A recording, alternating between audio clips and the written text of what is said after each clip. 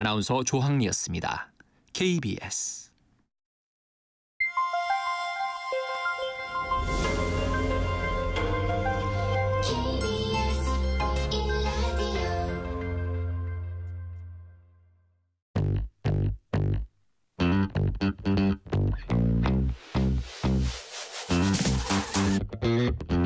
KBS 1라디오 뉴스레터 K.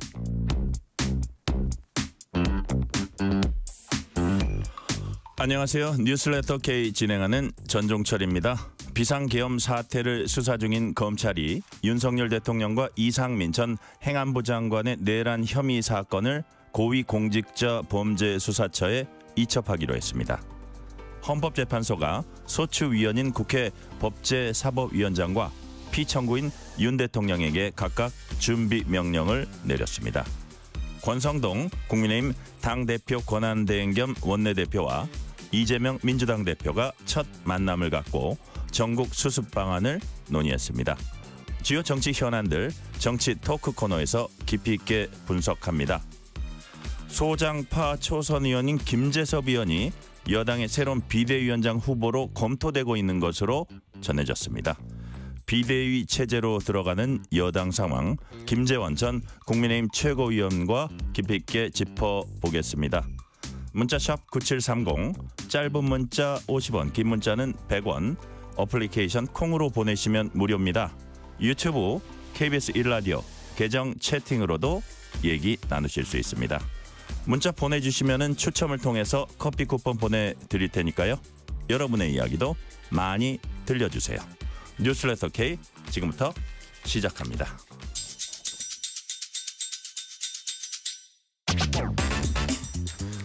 오늘 하루 가장 뜨거운 뉴스들만 골랐습니다. 뉴스레터 K 정치 토크. 오늘은 조혜진 전 국회의원, 신경민 전 국회의원과 얘기 나눠보겠습니다. 어서 오세요. 네, 안녕하십니까. 네. 자, 윤석열 대통령이 헌법재판소가 보낸 탄핵 심판 관련 서류를 접수하지 않고 있습니다. 검찰의 1차 소환 요청에 이어 공조수사본부의 출석 요청에도 이제 불응했고요. 공조수사본부의 2차 대통령실 압수수색도 불발됐습니다. 자, 신경민 의원님. 네. 수사를 안 받겠다는 건 아닐 것 같아요. 받기는 뭐 받아야 그렇죠. 될 텐데. 근데 네. 왜 이렇게 이런 상황들 이게 어떻게 되고 있는 어떤 상황입니까? 지금 본인이 윤 대통령 본인이 현재 수사를 빨리 받아야 될 이유가 하나도 없기 때문에요. 네. 지금 현재 검찰이 이제 오늘에서 겨우 검찰하고 뭐 여러 수사기관들이 합동 수사를 하기로 결론을 내 있는 상황이 만들어진 거 아니에요? 네네. 현재 세 개의 기관이 조금 전까지만 해도 앞서거니 뒤서거니 하면서 출석 요청을 하면서 중복이 되고 네. 법원이 영장 중복에 대해서 호소를 할 정도는 매우 이례적인 거고요. 그러니까요. 이것을 정리를 못하고 3일부터 시작하면 오늘이 보름째입니다. 보름 동안 수사의 혼선이 있었던 건 이 정치 지도자 내지는 행정의 책임을 맡고 있는 분들의 잘못이죠. 이렇게 이 정도까지 되면, 지연되는 건 문제다. 그렇죠. 이렇게 되면은 초동 수사가 중요한데 네. 초동 수사 중에서도 군에 관련된 것, 특히 또 대통령이나 대통령실에 관련된 게 중요한데 증거를 제대로 확보하지 못했을 가능성이 매우 높습니다. 아, 그래요? 근데 왜 그러냐면은 군이라는 게 폐쇄적인 조직이고 군이 지금 현재 대부분의 고위층들이 혐의를 받는 고위층들이 텔레비전을 보고 계엄 상황을 알았다라고 하는 거짓말을 뻔뻔하게 하고 있거든요. 근데 그건 그럴 리가 없거든요. 이 정도 사단 규모의 병력이 움직일 때는 하루 이틀 가지고도 되지 않고요. 최소한 며칠은 필요하다. 며칠 내지는 며칠 가지고 안 되죠. 몇 달 정도가 필요한 것인데 지금 현재 일부 간부들이 12월 1일 날 얘기를 들었다라고 지금 겨우 이틀이나 사흘 앞으로 지금 간 겁니다.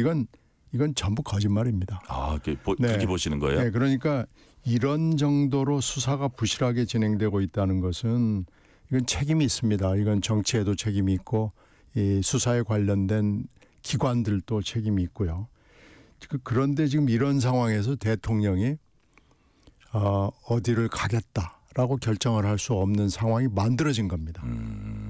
특히 또 압수수색은 여러 번 청와대하고 경험이 있는데 압수수색을 제대로 한 적은 한 번도 없습니다.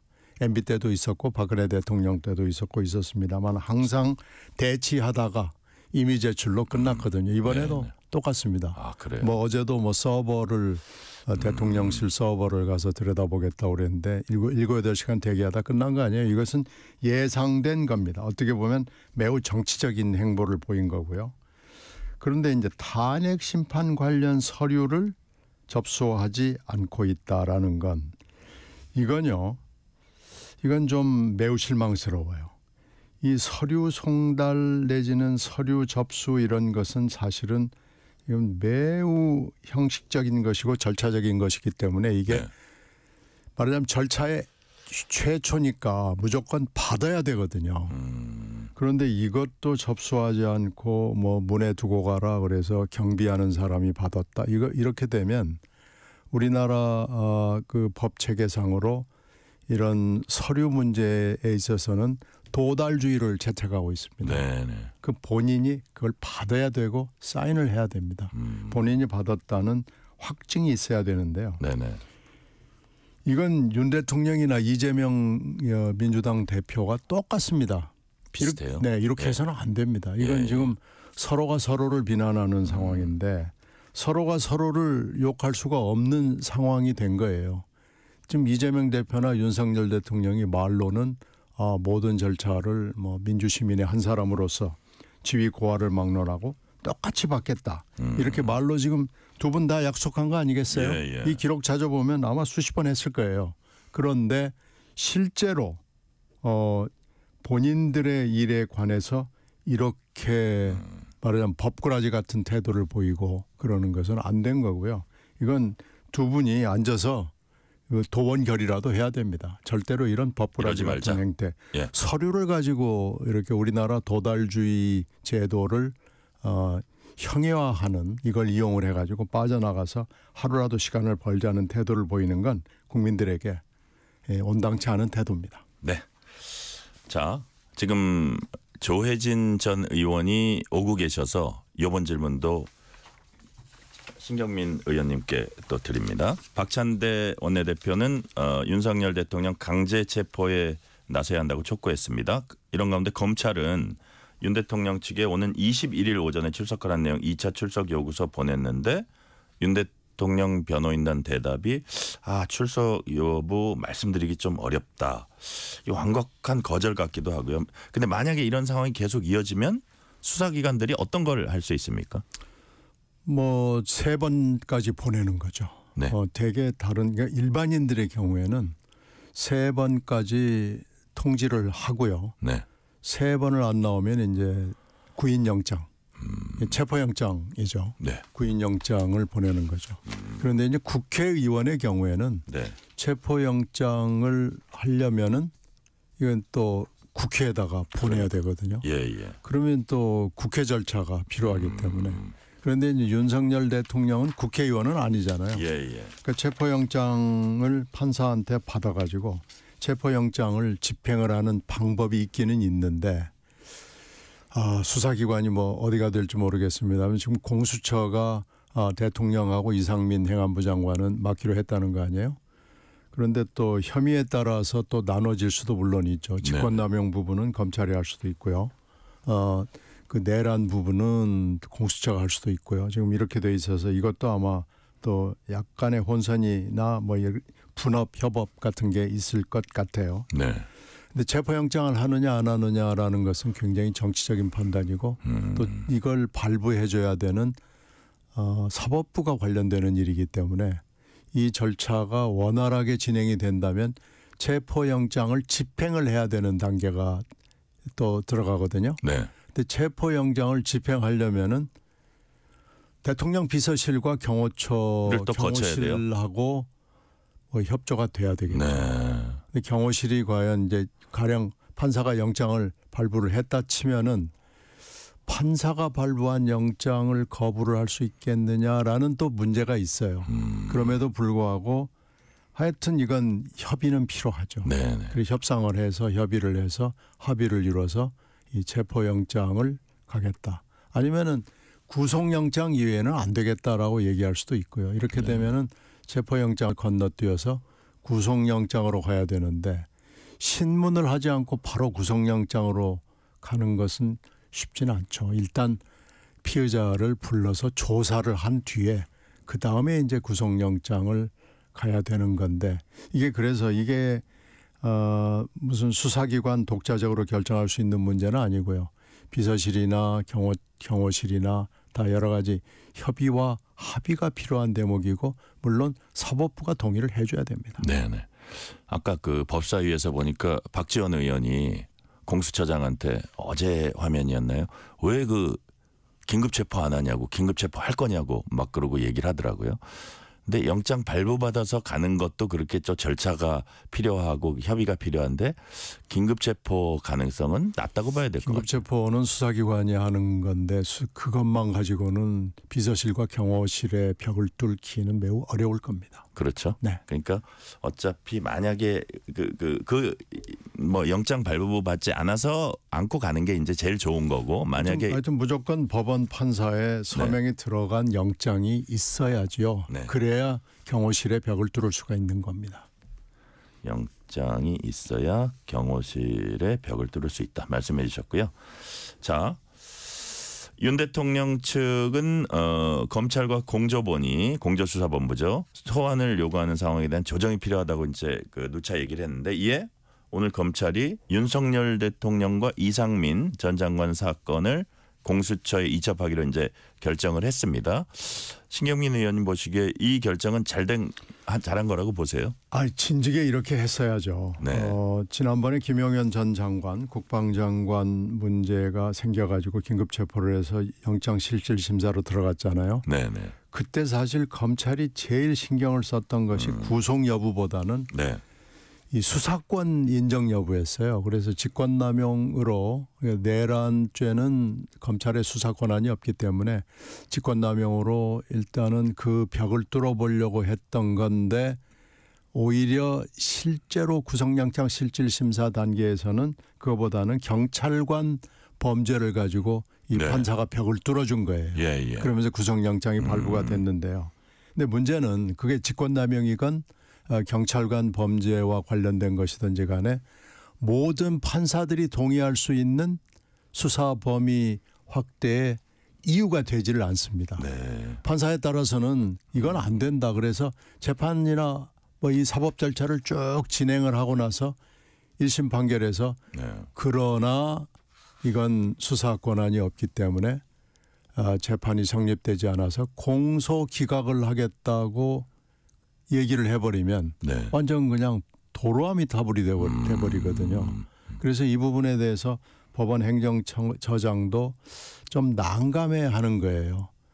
지금 판사가 몇천 명인데 네. 이 몇천 명의 판사들이 그래 검찰이 수사 권한이 있어 이렇게 얘기하기는 매우 어렵거든요. 네. 그러니까 이걸 뚫기 위해서는 사실 이 합동수사본부가 그래서 필요하고요. 지금 현재 공수처도 사실은 이 비리 혐의에 대해서 수사 권한이 있는 것이지 내란 이게 이제 국가적 법익을 해야 하는 것인데 국가적 법익의 경우에 과연 공소 권한이 있느냐 수사 권한이 있느냐라는 거는 또 논란이 있을 가능성이 있거든요. 네네. 그렇게 따지면 합동수사본부 내지는 공조수사본부가 반드시 필요하고 네.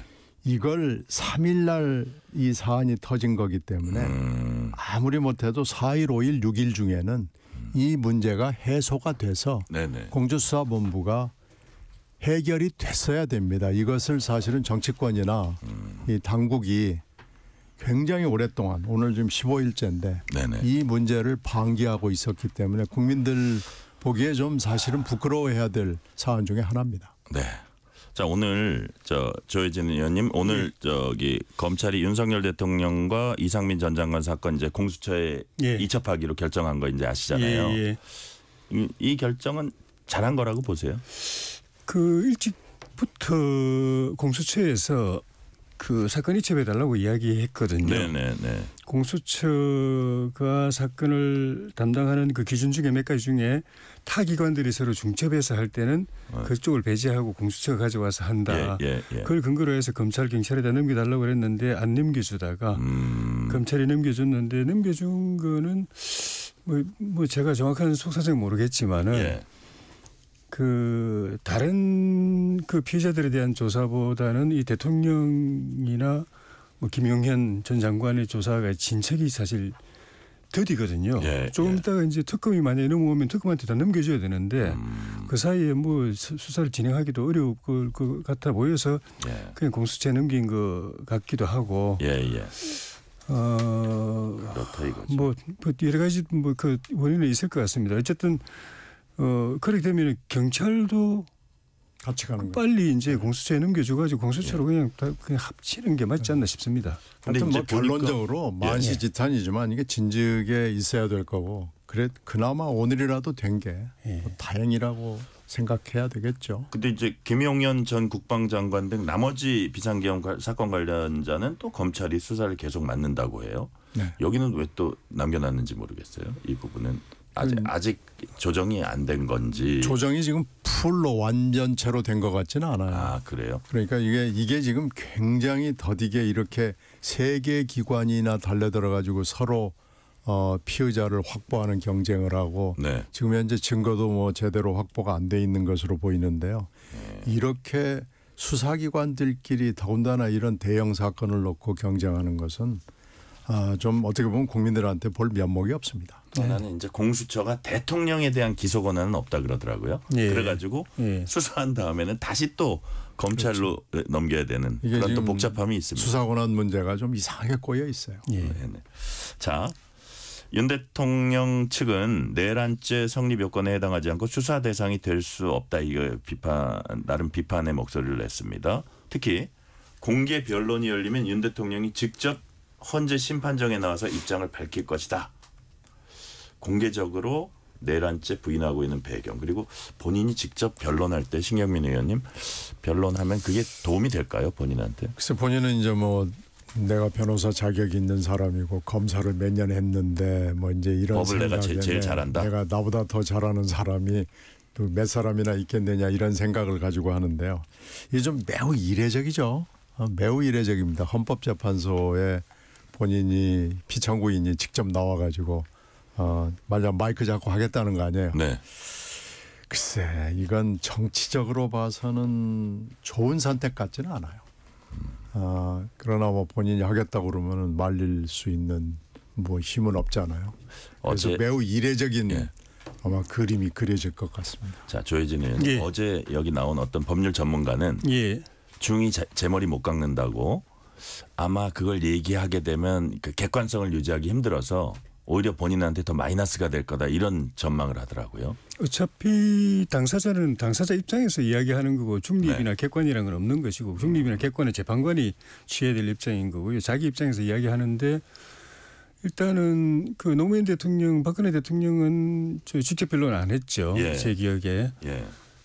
대통령이 직접 나와서 재판관들 앞에서 변론하고 심판받는 모습 자체는 그러니까 재판관 또는 헌법재판소 입장에서 볼 때는 뭐 일단 외견상으로는 자기들을 존중해주는 의미는 있는 거죠. 네. 직접 와가지고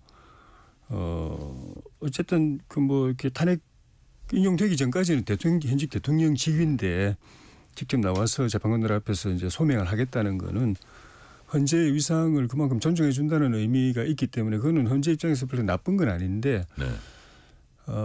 결국 이제 변론이 어느 정도 설득력이 있는 거잖아요. 그 재판관들에게 그게 고개를 관건이죠. 끄덕일 만한 건데 그거는 두 가지인데 첫째 하나는 이제 그 피의자의 그 신뢰성 그다음에 법 논리의 어떤 타당성 이것이 구비가 돼야 네. 되는데 지금까지 어쨌든 뭐 그 이전에 계엄 전에도 대통령이 했던 몇 가지 행동들이 상당히 좀 상식적으로 이해가 되지 않는 그런 돌출적인 부분들이 있었고 이거는 계엄은 그중에서 제일 좀 심한 결정이었는데 그런 모습을 보여주면은 신뢰에는 별로 도움이 안 될 수도 있을 것 같아요. 그래서 만약에 법정에 나가서 이야기하시려면 진짜로 냉정하고 차분하게 합리적으로 이야기를 하셔야 되고 법 논리는 뭐 본인도 우리 신경민 의원님 말씀하신 것처럼 뭐 그 부분은 또 많이 또 갖춰서 이야기를 하겠죠. 네. 예. 자 김용현 전 국방장관이 지금 검찰에서는 진술 거부권 행사하고 있거든요. 근데 변호사 통해서 입장문을 냈습니다. 그 입장문에 뭐라고 돼 있냐면 대통령의 뜻을 받들어 장관의 명령에 따라 주어진 임무를 수행한 사령관 3명이 불법적으로 구속됐다. 많은 부하 장병이 불법 수사로 고통받고 있다. 구국의 일념으로 끝까지 함께 싸우자. 자, 신경민 의원님, 네. 김용현 전 장관의 발언 어떻게 보십니까? 이건 처음 입장에서 하나도 달라진 게 없어요. 그리고 지금 새 사령관이 불법적으로 구속됐다고 그러는데 네. 이게요. 검찰만 이렇게 지금 얘기한 게 아니고 사법부가 동의를 한 거거든요. 물론 영장 판사긴 하지만은 그러면 이렇게 주장을 하면은 안 되고요. 지금 현재 이 사령관들이 처음에는 국방위원회에 와가지고 방송을 보고 알았다라는 얘기를 했거든요. 근데 이건 명백한 거짓말입니다. 아니 이게 그래도 이 사령관 정도 되면은 군대에서 잔뼈가 굵은 사람들인데 그리고 이게 말하자면 이번 비상계엄의 핵심적 인물들이거든요. 그래서 군대를 그냥 한두 명 동원한 게 아니잖아요. 그 밑에 부하들도 영관급 부하들 뭐 장군도 있고 이렇게 그렇게 해서 굉장히 많은 부하들을 동원했는데 방송을 보고 내지는 뭐 그게 말이 안 된다고 그러니까 12월 1일 날 뭐 얘기를 이틀 정도 얼핏 들었다. 이게 말이 안 되거든요. 근데 이 말이 안 되는 얘기를 계속 하고 다니도록 지금 어떻게 보면 수사기관이 15일 동안 방치를 한 거예요. 근데 여기에 지금 편승을 해가지고 김용현 전 장관이 이런 입장문을 내는 것은 다 우리가 입을 맞췄다라는 얘기를 한 자백이나 마찬가지입니다. 입 다 맞췄고 이제 증거도 별로 없으니까 한번 할 테면 해봐라라는 어떻게 보면 좀 국민들한테 미안한 감정은 전혀 갖고 있지 않는 것 같아요. 그 불법 수사로 고통을 받고 있다라는 것도 전혀 납득이 안 되고요. 이건 반성하는 자세가 아닙니다. 이 김용현 장관의 이 얘기는 이건 좀 국민들하고 한판 해보자는 그런 경고로 보여요. 그래서 이거 맞지 않습니다. 네. 조혜진 의원님, 예. 일종의 장애 변론을 하는 건데 예. 설득력이 있다고 보세요? 그건 이제 앞으로 그 보여줄 태도나 네. 또 주장할 논리 이런 것들이 이제 관건일 텐데 일단은 대통령이나 김용현 장관이나 이분들은 일종의 확신범입니다. 신념범이죠. 그러니까 뭐 이익범이 아닌 거죠. 어떤 이익을 뭐 그 얻으려고 한 건 아니고 예. 이 국회 돌아가는 거 자기들 입장에서 볼 때는 국회가 완전히 깽판 국회다. 그렇기 때문에 정부가 일을 못하겠다. 이거 한번 좀 제지를 해야 된다. 따끔하게 좀 뭐가 좀 경고를 하든지 뭘 해야 된다라는 그 취지로 좀 극단적인 방법을 이제 동원을 확신을 했고. 갖고 있다. 예. 그렇죠. 뭐 거기서 무슨 자기들이 이익을 확보하기 위해서 한 건 아니니까.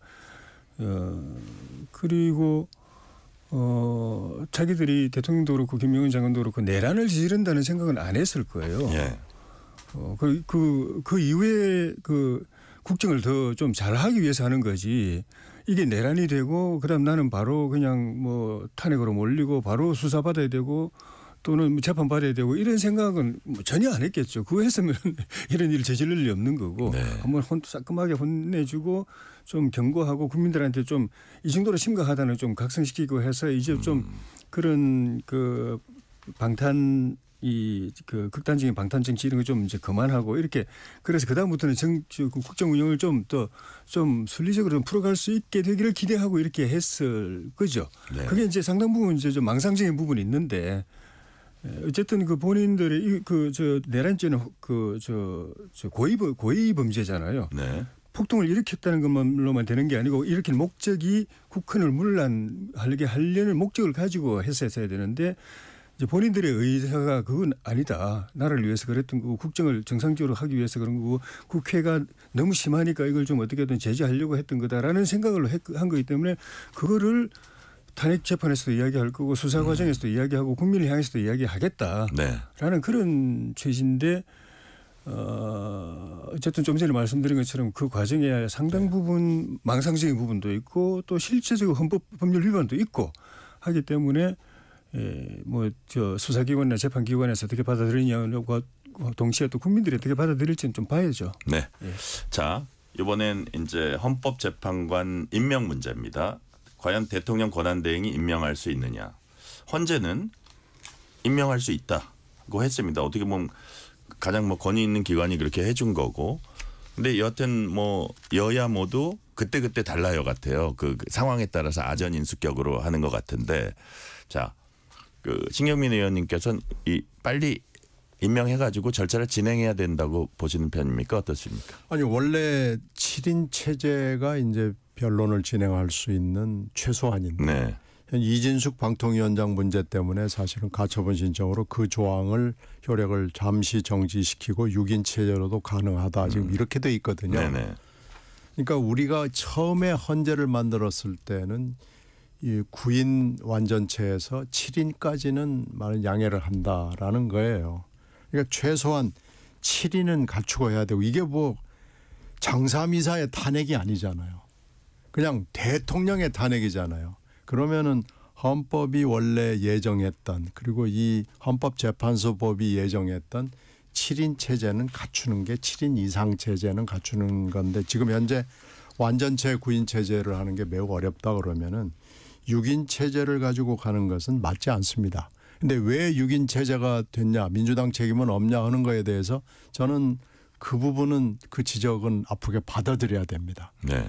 그건 분명히 민주당한테도 책임이 있어요. 근데 그 있는 건 있는 거고 이제 상황이 12월 3일 이후에는 완전히 바뀌었습니다. 그렇게 되면 최소한의 그 헌법재판소나 헌법이 예정한 7인 체제 이상은 갖추는 게 맞습니다. 네. 그래서 어제 권성동 신임 원내대표가 얘기했던 6인으로 그냥 가자라고 하는 것은 그런 여러 가지 법이 예정했던 거하고는 좀 동떨어져 있어요. 민주당 책임은 인정하고 7인 이상의 완전체를 지향을 하는 것이 지금 정치권이 해야 될 일이고 법률 관계자들이 또 헌법재판소가 해야 될 일이에요. 자, 법적인 논란이 없게 하기 위해서라도 지금 절차에 따라서 뽑아서 9인을 채우자. 어차피 또 4월 18일에는 2명이 또 빈다 그러더라고요. 예. 그래서 그런 어떤 일각의 주장이랄까요? 야권의 주장에 대해서는 어떻게 보십니까? 4월 18일 이후에 그 2명을 채우는 문제도 이거하고 그 연결돼 있거든요. 네네. 물론 그 전에 탄핵 심판이 될지 어떨지는 모르겠지만은 어쨌든 된다 하더라도 대선 마칠 때까지는 우리 한덕수 대행이 본인이 탄핵되지 않는 이상은 그때 가서도 또 임명권을 행사하느냐 마느냐. 네. 그렇기 때문에 지금 정리가 돼야 되는 부분인데 원론적으로는 지금 말씀하신 것처럼 최소 7인 가능하면 9인을 맞춰놓고 해야 유권자만 하더라도 근 한 4천만 명이 투표해가지고 뽑은 대통령을 예. 재판관 6명이 그냥 이거 선거 없었던 걸로 하는 거랑 마찬가지잖아요. 네. 그러니까 파면하는 건데 이제 그게 사실은 국민 주권적 입장에서 볼 때 안 맞기 때문에 최소 7명에서 9명 가능한 9명을 맞춰야 된다는 건데 이제 현실적으로는 이게 뭐 그런 권한이 있느냐라는 논란이 정치권에서 정리가 안 되는 네. 상황이고 그러니까 법적으로 딱 정리되어 있으면 정치권에서 뭐라 하든 법대로 하면 되는데 법에도 규정이 없고 정치권은 서로 뭐 왔다 갔다 하고 있고 책임은 나중에 본인이 져야 되는 상황이고 네. 또 과거의 전례를 보면은 박근혜 대통령 탄핵 때는 황교안 그 당시 대행이 임명을 하긴 했는데 대통령이 그 직무정지 상태에 있을 때는 임명을 안 하고 네.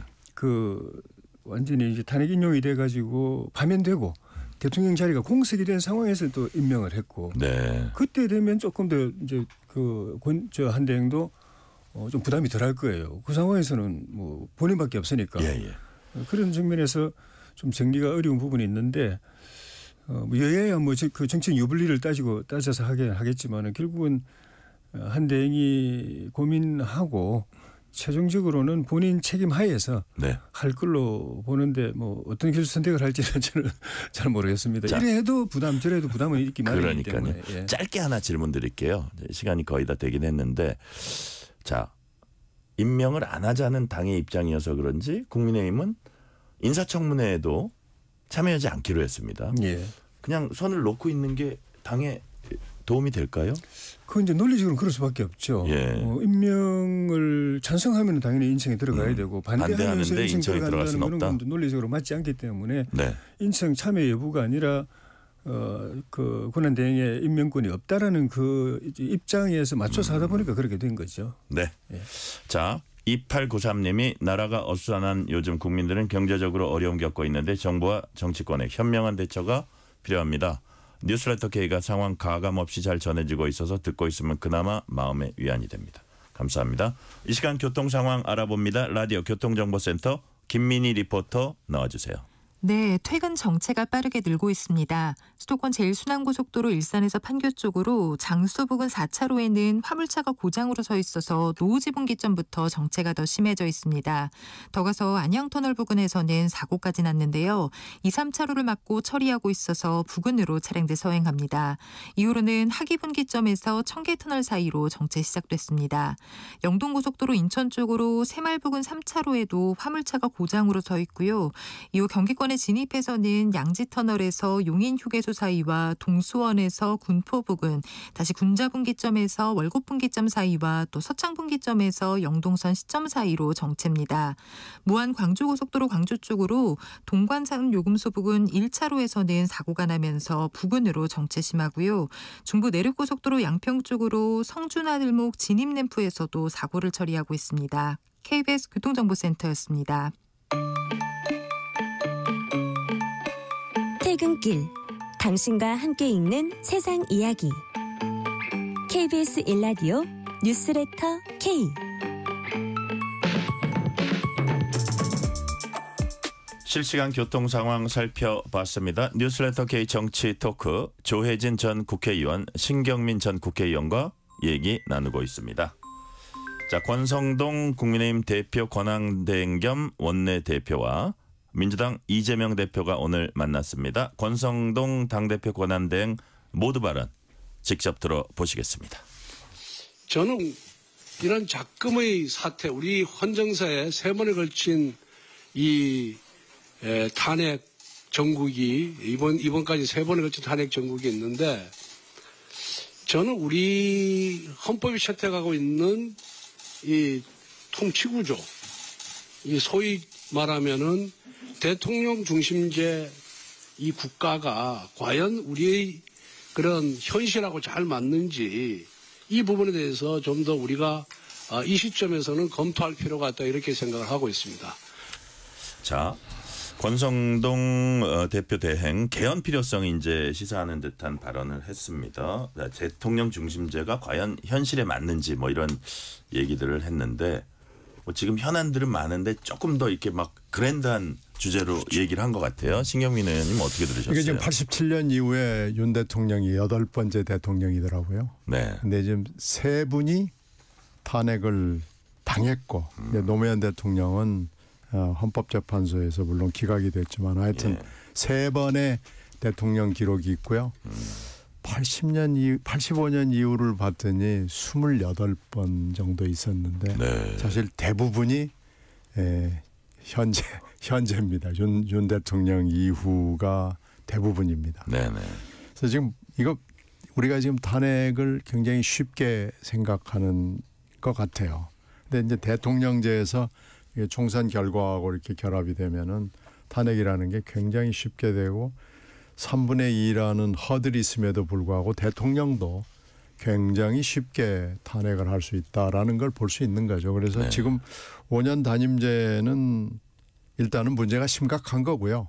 대통령제 자체도 뭔가 지금 문제가 심각하다는 것이 자명해졌습니다. 그래서 더 이상 기다리지 말고 이번에 윤석열 대통령이 과연 이제 뭐 탄핵을 진짜 실제로 어떻게 될지 모르지만 탄핵이 됐다 그래도 아이고 잘 됐다 그러고 뭐가 새로 시작할 것 같지도 않고요. 또 반대 경우가 생긴다 하더라도 정말 잘 됐다 이렇게 할 게 아니에요. 결국 앞으로 무슨 길을 갈지를 우리가 모르겠습니다만은 현재 대통령제는 이미 수명을 다 했다라는 건 분명한데 그러나 그렇다고 해서 내각제로 갈 수 있느냐? 이건 또 국민들이 좋아하지 않아요. 네. 근데 이제 4년 중임제로 하면서 대통령의 권한을 좀 손을 많이 보는 방향. 그리고 대통령 선거를 제가 여러 번 경험을 해보니까 대통령 선거를 이렇게 치러가지고는 이런 대통령을 만들 수밖에 없더라고요. 그러니까 대통령 선거부터 손을 봐야 되겠더라고요. 대통령이 아무리 나는 뭐 전문가들하고 일을 하고 뭐 민생을 돌보고 이렇게 해도 선거 끝나고 나면은요. 그 채권 채무 관계가 굉장히 복잡합니다. 대통령 선거 과정에서 도움을 줬던 사람들이 다 빚쟁이에요. 그렇게 되면 대통령이 5년 동안에 그 빚을 다 갚지 못합니다. 그러니까 이런 선거제도 그리고 국회의원 그 또 뭐 지방자치, 광역, 기초 다 마찬가지에서 이런 선거제도 하에서는 아무것도 할 수 없다라는 거기 때문에 네. 사실은 개헌 필요성이 있는 건 맞아요. 근데 지금 이 시점에서 이 윤 대통령 탄핵 문제를 해결을 하면서 이 문제하고 같이 결합을 해서 할 수 있다면 참 좋겠어요. 근데 지금 돌아가는 상황은 그렇게 안 될 것 같아서 좀 안타깝습니다. 네. 조혜진 의원님 이 부분 어떻게 보세요? 이런 일이 다시 반복되지 않으려면은 뭐 탄핵, 뭐 수사, 그리고 뭐 그 대선은 뭐 치르더라도 만약 조기 대선이 된다고 가정한다면 이 체제 자체를 안 바꾸고 똑같이 하면은요 다음에는 더 빨리 더 나쁜 탄핵으로 또 갈 거예요. 네.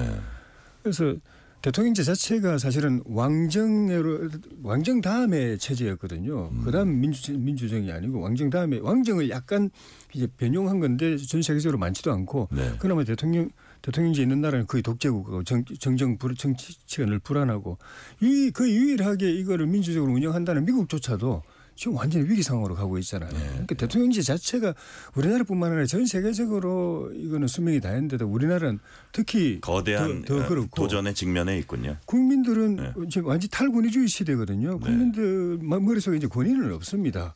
그런데 대통령 자리는 제왕적 자리는 그대로 두고 엄청난 큰 모자를 씌워줘놓고 국민들 손으로 씌워줘놓고 그 사람이 왕행세하면은 네가 뭐 잘났다고 왕행세를 해 이렇게 말하면 모순이죠. 어떤 제도적 문제가 있다. 예.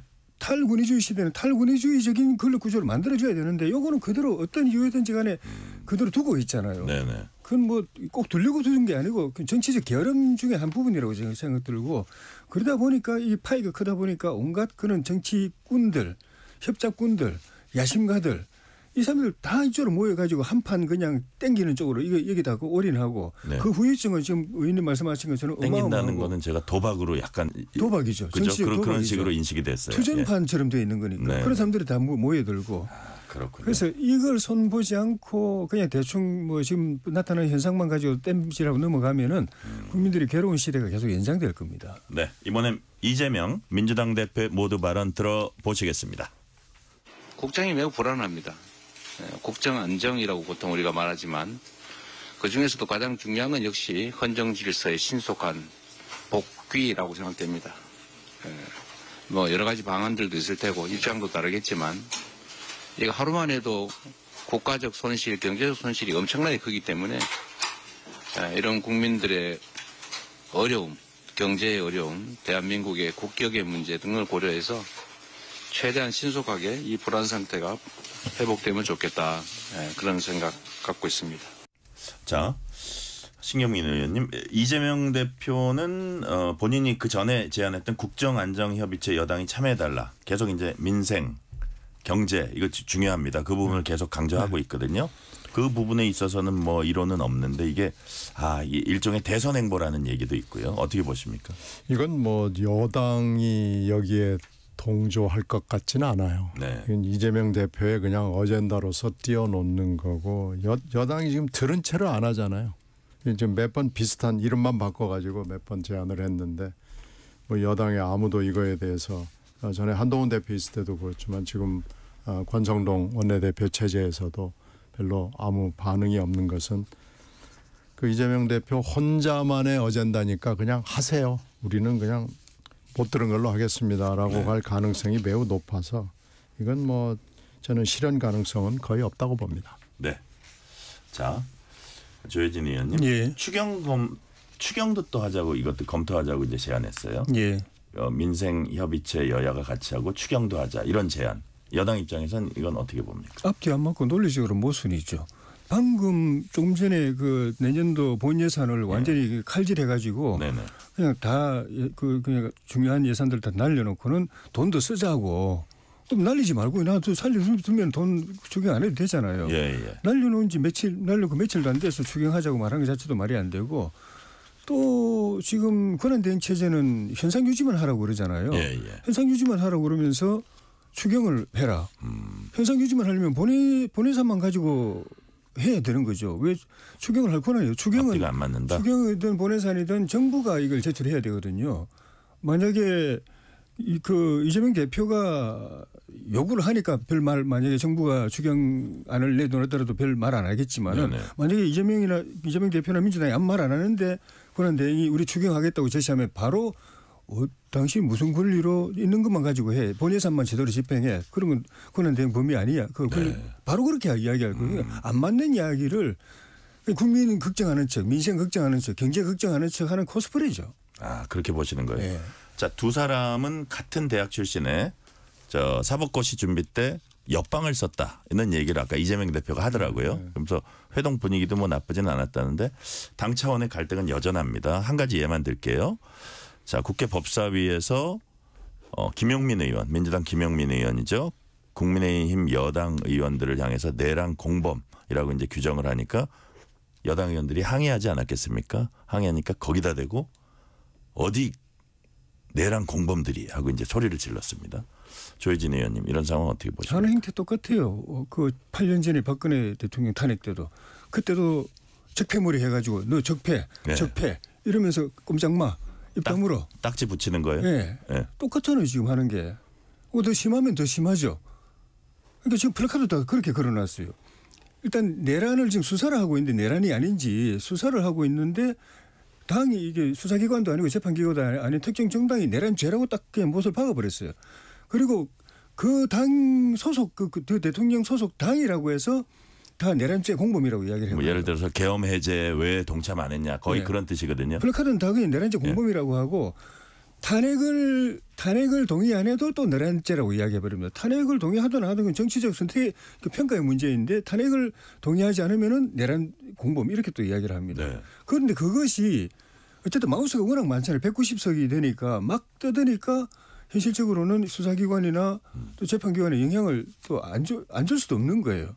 그러니까 김용현 전 장관이나 김용현 전 장관이나 대통령이나 이걸 자꾸 좀 시간을 계속 확보하려는 것도 네. 민주당의 이런 내란몰이가 어쨌든 현실적으로 그 여론에 영향을 주고 수사에 영향을 주니까 그래서 수사기관들이 아까 우리 김경민 의원님 말씀하신 것처럼 경쟁적으로 서로 달라붙어가지고 과잉 수사하고 그 과정에서 살짝 위법 수사도 하고 네. 그러니까 이렇게 수사받으면 억울하다고 생각하는 거죠. 그래서 시간을 더 벌어서 그런 내란몰이가 어느 정도 잠잠해져서 참 그 냉정하게 수사를 하고 재판을 할 수 있는 상황에서 수사받고 재판받겠다는 생각인 거죠. 네. 자, 신경민 의원님. 그러니까 이렇게 정치적으로 어떤 목적을 가지고 상대방을 규정하고 뭐 딱지를 붙이고 이런 뭐 아까 적폐몰이도 말씀하셨는데 그렇지만 어쨌든 그런 정치적 목적이 있어도 국회 안에서 이렇게 넘어야 하지 말아야 할 선 같은 건 있지 않겠어요? 어떻게 보십니까? 글쎄 말은 좀 매우 정교하고 정치된 표현을 하는 것이 좋죠. 근데 지금 현재 여당 의원들이 이번 투표에서 네. 14일 투표에서 85명이나 탄핵에 반대를 했다는 건 상당히 많은 겁니다. 거기다가 이제 기권하고 무효표까지 합하면은 굉장히 많은 거 아니에요. 여기 100석에 육박을 하는 건데요. 이걸 보면서 저는 그날 탄핵 표결이 가결됐다는 것도 상당히 말하자면 충격적이고 그건 하나의 터닝 포인트고 국민들이 모두 환호하고 즐거워하는 일이었어요. 그런데 85라는 숫자를 보고 야 이거 앞으로가 만만치 않겠다라는 느낌을 받았어요. 네. 두 가지 이 느낌이 같이 들었는데 지금 현재 상황이 이런 것과 다 유관하다고 봅니다. 만약에 그날 85보다는 훨씬 적은 숫자가 나왔더라면 그러면 이제 좀 얘기가 달랐을 거예요. 그러니까 그걸 85라는 숫자가 주는 어떤 큰 압박감이 있습니다. 야, 이렇게 108석이라는 의석을 가진 정당에서 85명이나 이렇게 탄핵에 대해서 반대를 하는구나. 이제 이게 아마 이제 김영민 의원이 굉장히 말이 이런 얘기가 이제 나온 건데 네. 물론 말은 좀 험할지는 모릅니다만은 상당한 절망감의 표출이라고 생각을 해요. 그래서 국민의힘을 바라보는 어떤 그 절망감, 이거 기대하기가 좀 어려운 집단 아닌가? 뭐 이런 거 아닌가 싶어요. 그래서 이 부분은 말은 굉장히 세게 나갔습니다만 국민의힘이 한번 좀 돌아봐야 될 문제 아닌가 생각합니다. 자, 조혜진 의원, 예. 신경민 의원님 말씀하셨는데 예. 내란 동조 정당, 예. 계엄 동조 정당, 물론 그 계엄 잘못됐다는 거는 뭐 100% 사람들이 다 인정하는데 내란 부분은 좀 법적으로 따져보는데 예. 여튼 이런 그 프레임이란 프레임 이런 주장들이 국민들에게 먹힐 가능성이 많은데 과연 지금의 이 탄핵 표결 이걸 거치면서 국민한테 좀 다가가는 데 있어서 지금 좀 어려워지는 거 아닌가요? 국민의힘이? 그 단기적으로는 좀 어려움이 있죠. 예. 지금 당장도 뭐 비판 많이 듣고 이제 욕 들은 분들도 있을 테니까. 예. 근데 만약에 박근혜 대통령 탄핵이라는 경험이 없었다면은 태어나서 처음으로 이렇게 우리 국민의힘 소속 의원들 입장에서 네. 처음 당하는 탄핵, 우리 당 배출한 대통령 탄핵 처음 당한다면은 아마 그냥 별 고민 안 하고 지난번에 박근혜 대통령 탄핵 때는 우리 당에서 엄청 많이 한 60명 갔잖아요. 예. 그때 경험이 있기 때문에 좀 다른 거예요. 그때도 처음 당하니까 그리고 민주당 쪽에서 막 그 적폐몰이하고 해가지고 막 그 광화문에서 뭐 어마어마하게 인파 모여가지고 촛불을 하고 뭐 완 세상에 그쪽으로 싹 쏠려갔으니까 뭐 어떻게 할 수가 없었죠. 본인들도 그러니까 수사 초기니까 어떤 결론이 난 게 아니니까 그렇게 찬성하긴 어려웠다. 아니요. 근데 예. 그거보다는 그렇게 해서 박근혜 대통령 국민의힘으로 네. 끌어내렸잖아요. 그 문재인 대통령 정부 세웠잖아요. 그런데 그 국민들이 5년 동안에 자기들이 세운 문재인 정권의 환멸을 느껴가지고 심판해 버렸잖아요. 20년, 50년 집권 장기 집권 한다고 했던 그 정권 5년도 못 참아가지고 심판해 버렸잖아요. 네. 그 심판하는 게 방법이 없으니까 국민의힘 쪽에서는 대항마가 없으니까 심지어 문재인 대통령이 임명한 검찰총장을 갖다가 띄워가지고 이쪽에 말하자면 구워져가지고 심판해버리는 이런 변칙이 발생했잖아요. 그러니까 국민의 마음이라는 것이 늘 한결같고 그대로 만약 그렇게 해가지고 박근혜 끌어내리고 문재인 세웠는데 문재인 계속 박수 쳐주고 계속 그렇게 탄핵 민심을 계속 갔다면은 아마 이번에 고민 안 할 거예요. 그냥 그대로 갔을 텐데 나중에 혹시라도 만약 이재명 민주당이 다시 집권해가지고 국민들이 그 환멸을 느껴가지고 또 바꾼다 그러면은 이번에 찬성한 사람들이 오히려 또 욕 들을 수도 있다. 네. 자, 관련되는 질문 한번 해볼게요. 네. 관련해서 이제 의원총회에서 국민의힘이 이제 차기 비대위원장 누구 세울지. 예. 근데 뭐 유승민 의원 같은 분은 탄핵 찬성한 사람 세우면 뭐 망한다. 네. 국민의힘 망한다 이런 저 주장도 이제 하기는 했는데 권성동 원내대표가 겸임하는 반대한 사람 탄핵을 반대한 사람을 세우면 비대위원장으로 예. 세우면 예. 약간 속어적인 표현을 썼어요. 예. 망한다고 이제 얘기를 했는데 예. 지금 권성동 의원이 겸임하는 방법과 초선 김재섭 의원이 이제 뭐 검토되고 있다 이런 얘기가 나오고 있거든요.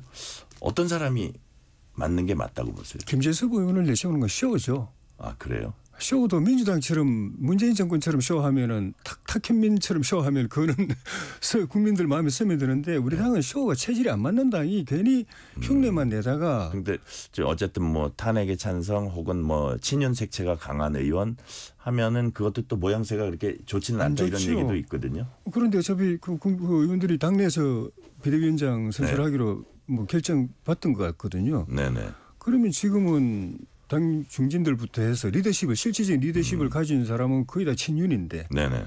친윤은 대통령이 이 지경 올 때까지 제대로 말 한마디 못하고 어떤 때는 대통령이 잘못된 결정을 내리는데 그거 막 그냥 행동부대 해가지고 대통령 시킨 대로 그냥 당내에서 관철하는데 예. 앞장서고 그렇게 대통령이 뭐 사리 판단을 못해가지고 이렇게 그 극도의 오바된 그런 행동까지 오게 되는데 책임 있는 분들이잖아요. 네. 그분들은 판단에도 문제가 있고 대통령 모신의 처신에도 문제가 있던 사람이잖아요. 어쨌든 새로운 인물이 나와야 된다는 거기서 누가 나오면은 거고요. 예. 대외적으로 국민들이 바라봐도 아니고 그런 정도의 판단력 가지고 그런 정도의 그 공공심이 없이 그렇게 해가지고 이 국민을 위기를 돌파할 수 있겠습니까? 네, 신경민 의원님 죄송합니다. 이게 시간이 한 40초밖에 안 남았네요. 아니 예. 기본적으로 금방 뭐 쇼 얘기하셨는데 민주당도 뭐 쇼적인 측면이 있지만 국힘당도 쇼적인 측면이 많이 있습니다. 그런데 이건 하여튼 국힘당이 친윤을 얼굴 간판으로 내세워서는 이건 쇼도 성립하지 않고 완전히 TK 지역당으로 전락할 가능성이 매우 높아서 일단 김재섭 의원은 말은 되는 것 같아요. 아 그래요? 네, 그래서 아마 이쪽 방향으로 간다 그러면은 국힘당이 뭔가 바뀌겠다는 그런 이미지를 주는 데는 되는데 과연 이게 얼마나 힘을 받을 수 있느냐는 미래의 일이기 때문에 예측하기 쉽지 않습니다. 네, 오늘 말씀은 여기까지 듣겠습니다. 지금까지 조혜진 전 국회의원, 신경민 전 국회의원이었습니다. 말씀 감사합니다. 네, 고맙습니다. 고맙습니다. 뉴스레터 K 1부 마치고 2부가 이어집니다.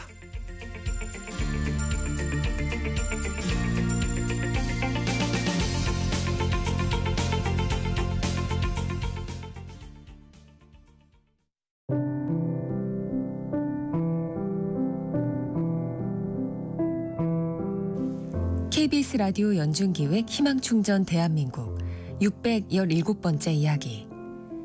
안녕하세요. 아나운서 유지원입니다. 이른 새벽 혜준이가 연탄불을 갈기 위해 일어납니다.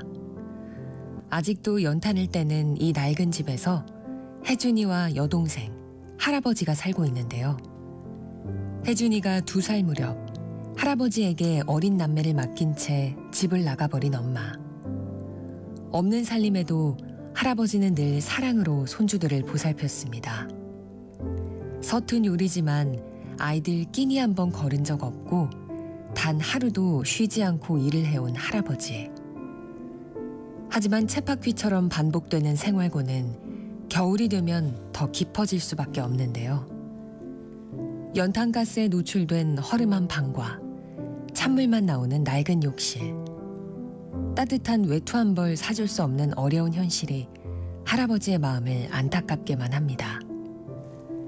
조금 더 안전하고 따뜻한 공간이 필요한 혜준이 가족을 위해 여러분의 온기 어린 마음을 전해주세요. 여러분의 따뜻한 손길이 희망의 빛이 됩니다.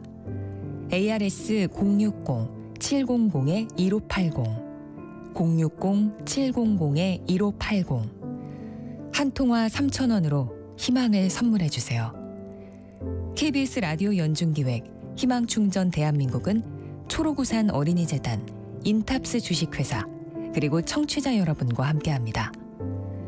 ARS 060-700-1580 한 통화 3,000원입니다.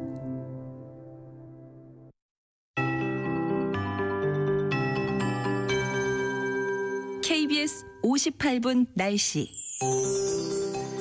현재 한파주의보가 경기 북부와 강원 일부에 발효된 가운데 내일까지 특히나 춥겠습니다. 충남 서해안과 전라 서해안, 제주에는 강풍특보도 내려져 있고요. 전국에 강한 바람이 불어서 체감 온도는 실제 기온보다 더 낮습니다. 대부분 해상에 물결도 높게 일겠습니다. 내일 아침 기온 살펴보면 서울이 영하 5도로 영하 6도대까지 떨어진 오늘보단 기온이 높아도 거의 비슷한 추위가 이어지겠고요. 또 두 자릿수의 영하권의 기온을 오늘 기록했던 파주나 동두천, 대관령도 내일 아침 영하 12도, 거의 엇비슷하게 오늘과 비슷한 추위가 있겠습니다. 또 대전이나 세종은 영하 6도까지 떨어지겠고 대구 영하 5도, 광주 영하 4도, 부산도 0도에 그치겠습니다. 내일 아침 아주 따뜻한 옷차림이 필요하겠습니다. 내일 낮 기온도 전국 대부분 3도에서 10도에 그칠 텐데요. 서울은 내일 낮에 영상 5도까지 오르면서 그래도 낮 기온은 오늘보다는 3, 4도 오를 전망입니다. 강릉이 내일 9도까지 오르겠고 대구 8도, 광주 7도 등 대부분 한 자릿수의 낮 기온 이어지는 발효되는 가운데 현재 대설주의보 제주 산지, 울릉도 독도에 내려져 있고요. 강원 삼척이나 경북 일부에 대설특보가 오늘 밤 추가돼 곳곳에 눈이나 비가 이어질 것으로 예상됩니다. 지금 서울 기온 영하 2도입니다. 최영우였습니다.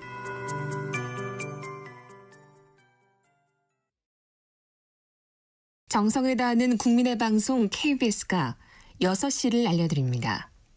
AM 711kHz, FM 97.3MHz, KBS 1라디오입니다. HLKA.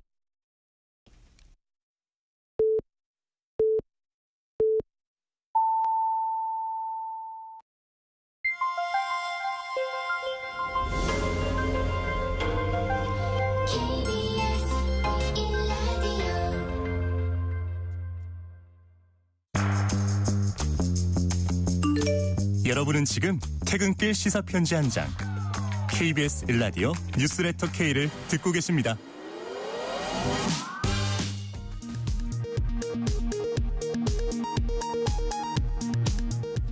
이 시각 라디오 정보센터 뉴스입니다. 국민의힘 권성동 대표 권한대행 겸 원내대표와 더불어민주당 이재명 대표가 오늘 국회에서 만났습니다. 권 권한대행은 앞서 3번의 대통령 탄핵소추를 거론하면서 대통령 중심제가 현실과 맞는지 검토할 필요가 있다며 개헌의 필요성을 제기했습니다. 이재명 대표는 국정안정협의체의 여당 참여를 거듭 요구하면서 민생 회복을 위한 추경 편성을 전향적으로 검토해달라고 요청했습니다. 국회에서 더불어민주당 단독으로 헌법재판관 후보자 3명에 대한 인사청문회를 오는 23일부터 이틀간 열기로 결정했습니다. 민주당은 오는 27일 본회의에서 임명동의안을 강행 처리하겠다는 입장입니다.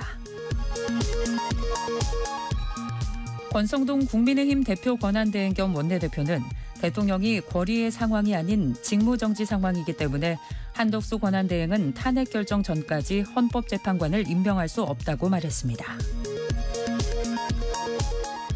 중복수사 논란이 커지자 검찰과 고위공직자범죄수사처가 윤석열 대통령 수사를 일원화하기로 결정했습니다. 대검찰청은 윤석열 대통령의 내란 혐의 사건을 고위공직자범죄수사처로 이첩하기로 했습니다. 정부가 선정하는 올해의 관광지에 수원, 화성, 행궁동이 선정됐습니다. 문화체육관광부는 올해의 관광지에 수원, 화성과 행궁동을, 신규 관광지는 대구 간송미술관을, 열린 관광지에는 시흥 갯골생태공원을 각각 선정했습니다. 지금까지 라디오 정보센터 뉴스 편유희였습니다.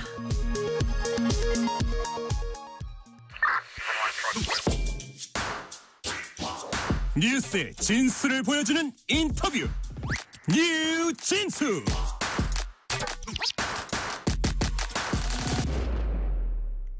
비상계엄 사태로 인한 윤석열 대통령 탄핵 소추로 국민의힘은 극심한 내홍을 겪고 있습니다. 지도부가 붕괴되면서 당대표가 사퇴했고 비대위 체제로 가시밭길 속에 당의 앞길을 헤쳐나가야 합니다. 위기의 국민의힘 어떤 길로 가고 있는지 또 어디로 가야 하는지 김재원 국민의힘 전 최고위원과 자세히 얘기 나눠보겠습니다. 김재원 최고위원님 어서 오세요. 안녕하세요. 자, 이게 뭐 좀 듣기에는 좀 깝깝하신 질문 많을 텐데 이렇게 자리를 빛내주셔서 감사합니다. 아까도 아유 이게 뭐 까다로운데 이제 말씀하신 거 제가 들었는데요. 할 말도 없는데 나왔습니다. 아유 할 말 많으실 거예요. 자, 현직 대통령 탄핵안 통과 직후에 최고위원직 내려놓으셨습니다. 이제 나흘이 지났어요. 그동안 어떻게 지내셨습니까? 근데 이제 우리 보수 정권 내지 보수 진영의 대통령이 연거푸 탄핵을 당했거든요. 그리고 그 앞에 박근혜 전 대통령 그 앞에 이명박 전 대통령 또 퇴임 후에 구속되어서 대통령의 예우가 박탈되는 그런 지경이었고요. 그렇게 생각을 하면 이제 이 보수 정권 내지 보수 진영 더 나가서 보수 진영의 그 가장 주축인 우리 국민의힘 이 전체 심각한 위기이고 네. 존립의 근거가 조금 불투명해진 상황이 아닌가라는 생각 때문에 좀 많이 우울하게 생각을 합니다. 네. 만약에 뭐 대통령 탄핵이 받아들여진다면 내년 상반기 중에 대선이 있을 거다 뭐 이런 예측도 하고 있지 않습니까? 네. 그러면 우리 당은 또 후보를 내세우고 국민들께 정권을 재창출할 수 있도록 우리가 집권할 수 있도록 도와달라 표를 얻으러 나갈 텐데 그때 국민들 입장에서는 그렇게 물을 거 아닙니까? 당신들은 대통령으로 뽑아주면 탄핵이나 당하는 그런 정당 아니냐. 네. 무슨 낯짝으로 또 왔냐라고 물으면 할 말이 없을 거라고 생각돼요. 요즘 그런 의미에서 굉장히 마음이 좀 아프게 지내고 있습니다. 네. 국민의힘의 큰 위기다. 뭐 이런 국민들 이렇게 볼 면목이 없다. 뭐 그런 취지로 말씀해 주셨고요. 자, 비상계엄과 대통령 탄핵 소추란 이 격변의 순간에 정치인들은 제각기 판단에 따라서 뭐 다른 모습으로 이렇게 대응을 했습니다. 지금 같은 정국에서 김재원 전 최고위원님이 생각하는 정치적 판단의 기준, 그 기준은 무엇일까요? 그래서 말씀드렸다시피 이 상황에서는 이 보수 진영 내지 보수 정치 세력 자체가 이제 존립이 위태로운 지경으로 갔다는 거죠. 그러나 우리 국민들은 지금 보수 정당 내지 보수 정권이 밉기도 하고 또 그 실망스럽기도 하고 좀 심하게 반응하는 분들도 당연히 있죠. 그러나 우리나라를 굳건하게 지켜온 이 메인스트림 본류는 보수 진영이었거든요. 네.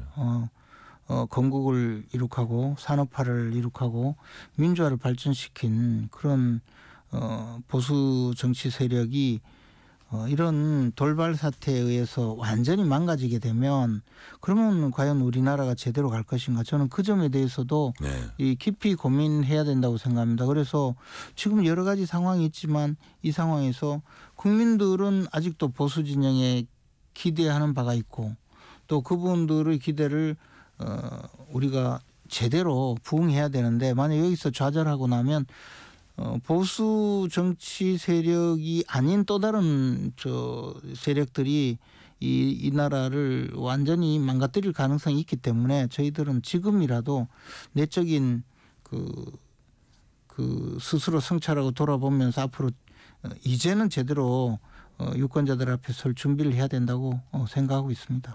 지난 2차 탄핵 소추안 표결 때 보니까 85표가 이제 반대를 했습니다. 그래서 탄핵에 반대하는 당 마치 계엄을 선포한 윤 대통령을 감싸는 듯한 모습을 보이는 그런 여당에 대해서 당내에서 좀 우려의 목소리가 있는데 조선일보 기사를 보니까요. 수도권 원외 당협위원장 목소리를 빌어서 탄핵의 강을 피하려다가 계엄의 바다에 빠질 것. 수도권 당협위원장들이 그런 얘기를 했나 보죠. 그런 제목의 기사도 썼습니다. 이런 지적은 최고위원님 어떻게 보세요? 뭐 수도권 당협위원장이 누군지는 대충 짐작이 갑니다. 네. 그런데 85표, 84표 그분들은 문제가 아니고 그렇다고 해가지고 탄핵에 반대한다고 해서 비상계엄 선포를 찬양하고 나선 것도 아니고 그분들도 대통령의 비상계엄 선포에 대해서 반대하는 마음으로 실제로 반대했을 거라고 믿습니다. 왜냐하면 그렇다고 본회의장에 가서 비상계엄 해제하면 안 된다고 주장한 분도 없고 사적으로 그런 주장을 한 적도 없잖아요. 그런데 마치 탄핵을 반대하는 것이 비상계엄을 찬성한 것처럼 주장하고 그것을 비난하는 내부 세력은 그분들은 과히 이 정당한 주장을 하는 것은 아니라고 저는 생각을 합니다. 그리고 지금 우리 당에서 탄핵을 반대한 것은 이 대통령의 비상계엄 선포 이후에 벌어지고 있는 여러 가지 국가적 혼란을 해결하는 합리적인 방안으로 가자는 한 가지 또 안을 제기하면서 그렇게 가려고 한 거죠.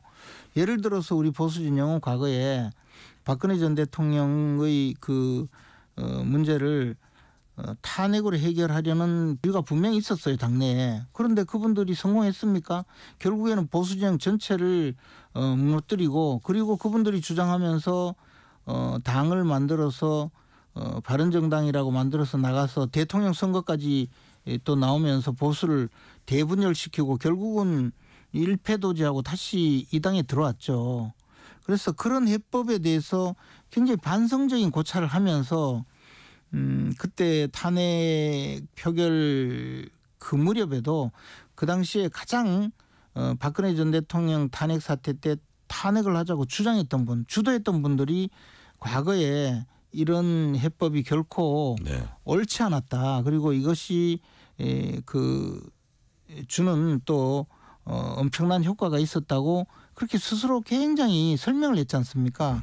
그러면 왜 탄핵을 반대했느냐? 그것은 당내에서 분명히 이 문제를 해결하기 위해서는 이 탄핵이라는 국가적인 그 헌정 중단 사태로 갈 것이 아니고 대통령을 퇴진시키되 여야 합의로 일정 기간, 그러니까 예를 들어 지금 탄핵이 통과된다고 보더라도 내년 상반기 중에 대선이 이루어진다면 아예 대통령 임기를 그만큼 축소하고 정치 체제의 그 변화를 개헌을 통해서 이루고 그것이 합리적인 방안이니까 그렇게 해서 대통령의 임기 단축 개헌을 하자라고 주장을 했던 것이고, 그것이 상당한 지지를 얻을 수밖에 없었는 게 이번에 탄핵을 하겠다고 나서서 심지어는 목에 그 피켓을 걸고 탄핵해야 된다고 주장하던 그분도 처음에는요 임기 단축 개헌을 받아들이라고 기자회견 했지 않습니까?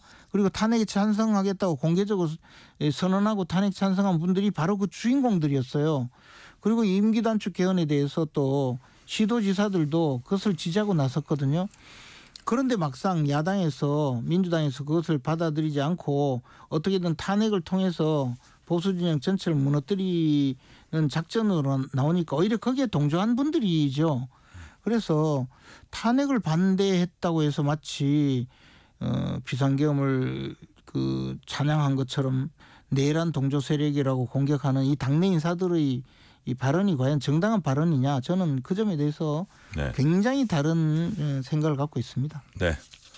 자, 믿었던 장동혁 최고위원, 진정호 최고위원까지 사퇴하면서 한동훈 대표가 결국 사퇴했습니다. 지도부가 붕괴된 건데 계엄 사태와 탄핵 전국에서 한동훈 대표의 행보 어떻게 평가하세요? 한동훈 대표는 처음에는 탄핵은 반대하겠다. 그리고 그다음에 정치인들 체포뿐만 아니라 자신에 대해서도 체포하려는 그런 시도가 있었다고 하면서 갑자기 또 대통령의 즉각적인 직무 정지, 또 그리고 아주 그 단기간 내에 직무 정지를 하고 그리고 그 하야를 주장하면서 또 그 다른 그 상태로 저 주장을 했었고, 그리고 나서는 대통령이 이미 직무가 정지되었다고 하면서 또 한덕수 국무총리를 불러서 네.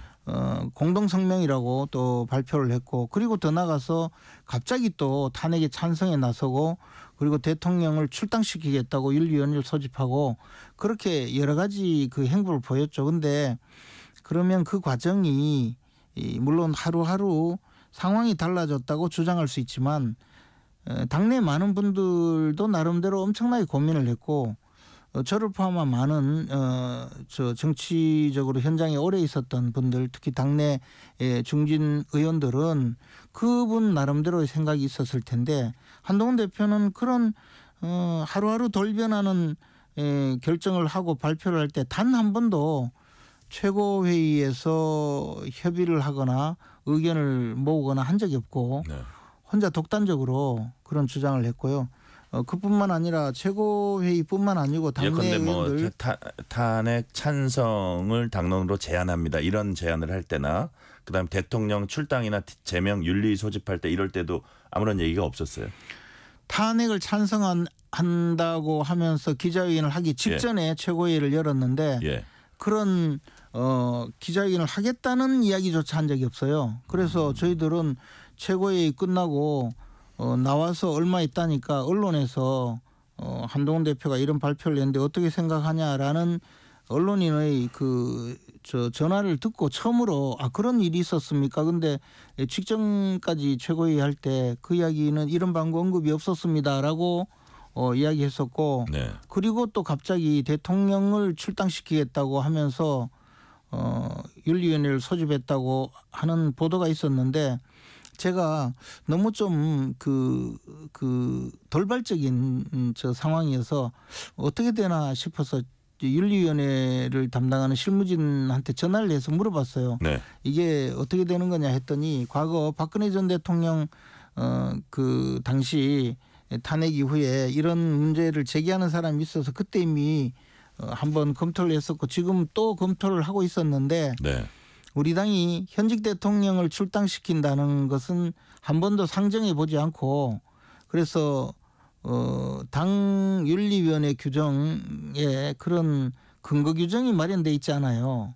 네. 그래서 절차도 없고 그리고 그런 내용으로 한 번도 다뤄보지 못했다. 그래서 아마 윤리위원회 오늘 열어도 이게 불가능하다라고 그렇게 결론을 내리고 말 겁니다. 그래서 대표가 저렇게 강력하게 주장하는데 무슨 하라면 움직이지 않겠냐 그랬더니 하다가 말 겁니다. 표현을 그렇게 했어요.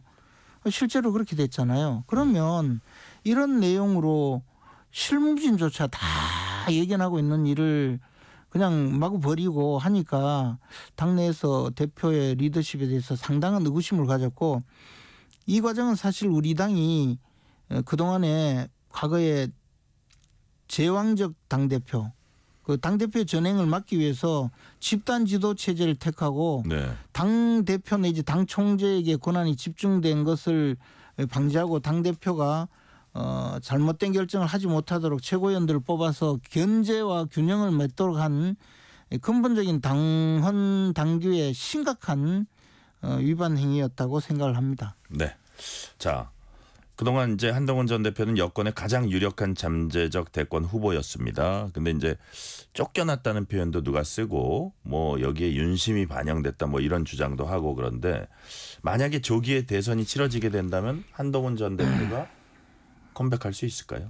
아니 언제든지 돌아올 수 있죠. 뭐 저는 한동훈 대표가 어떤 일이 있어도 다시 대선 국면에 네, 돌아와서 그 대선에 출마할 거라고 생각하고 있습니다. 그것은 뭐 본인의 판단이고요. 다만 쫓겨났다는 표현을 딴 사람이 쓴 것도 아니고 한동훈 대표 본인이 그런 말 썼는데 쫓아낸 사람이 없어요. 저도 최고위원으로서 물러나기 싫었어요. 그럼 다른 분들도 마찬가지였을 거예요. 근데 그 장동혁 최고위원이나 진종호 최고위원은 한동훈 대표와 러닝메이트로 대선 전당대회 출마했던 분들이잖아요. 근데 그분들이 사퇴하겠다고 그렇게 심각하게 고민하는 줄은 저는 몰랐거든요. 네. 그런데 대통령이 탄핵당하는 과정에서 당대표가 보여준 정말 제가 봤을 때는 그 당대표로서 보여준 여러 가지 행보가 우리 당의 지도부의 일원으로서는 도저히 계속적으로 리더십을 이끌고 갈 수 없다는 생각을 가졌었고 그런 당 지도부의 한 사람으로서 책임을 지는 의미로 저도 사퇴를 했거든요. 근데 이미 네 분의 최고위원이 사퇴를 했기 때문에 지도부는 붕괴된 상태였어요. 네. 그래서 제가 사퇴한 건데 쫓아낸 사람이 누가 있습니까? 그러면 제일 먼저 사퇴 의사를 밝힌 분이 장동혁 최고위원이에요. 그리고 두 번째 최고위원 사퇴한 분이 진종호 최고위원이거든요. 근데 그분들이 사퇴했는데 그러면 윤석열 대통령이 뒤에서 배후 조정을 했나요? 그런 식으로 이야기하는 것은 너무나 잘못된 이야기고 네. 거기에 무슨 십자가 밟기 이야기까지 해가면서 그런 압박이 있었느니 하는 정도의 이야기를 하는데 제가 참 그것도 잘 납득하기 어렵다. 아니 저는 뭐 현장을 모르니까 그런데 네. 그러면 그분들은 겁에 질려서 사퇴를 했나요?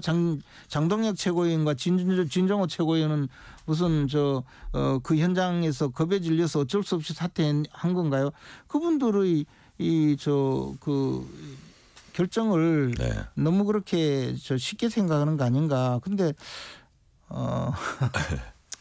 네, 그 말씀은 한 그 정도까지 하고요. 자, 이제 비대위원장 뽑아야 됩니다.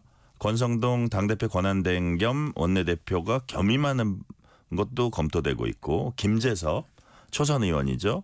이 뭐 검토되고 있다는 얘기도 있고요. 어떤 사람이 비대위원장 맡아야 된다고 보세요? 근데 지금 앞에서도 말씀드렸다시피 지금 표현을 빌리면 당의 세신 이미지도 있고 네. 안정적이고 능력도 있고 화합도 하고 이런 분을 모셔야 된다고 이야기를 다 하지 않습니까? 네. 그런 분이 있으면 얼마나 좋겠습니까?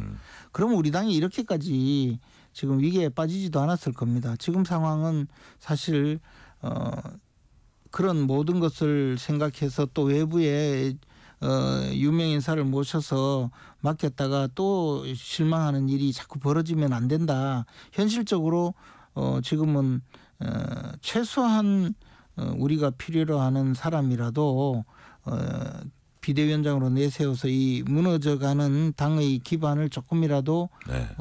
지켜야 된다는 그런 절박한 심정이 있습니다. 지금 앞에서 말씀드렸다시피 보수진영 전체가 네.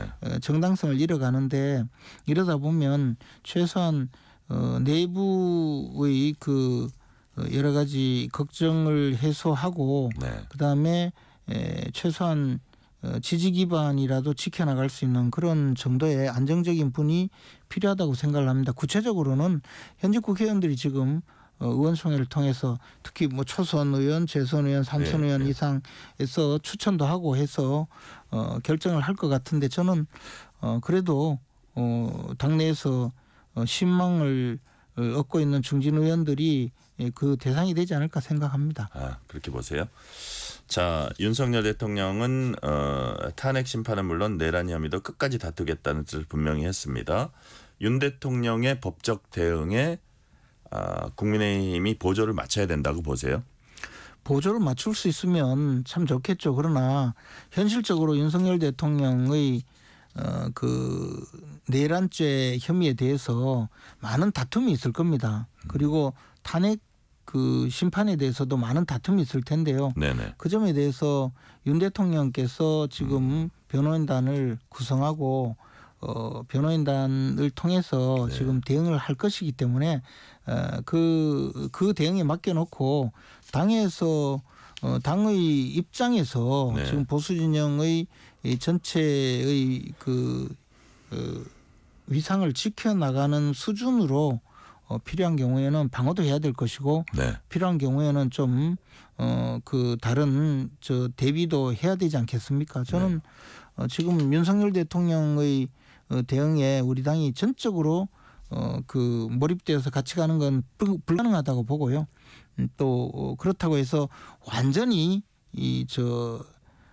꼬리 자르기처럼 그렇게 가기도 조금은 어렵지 않을까 생각합니다. 그러나 지금 당이 여기 문제에서 개입해서 함께 갈 수는 없다고 봅니다.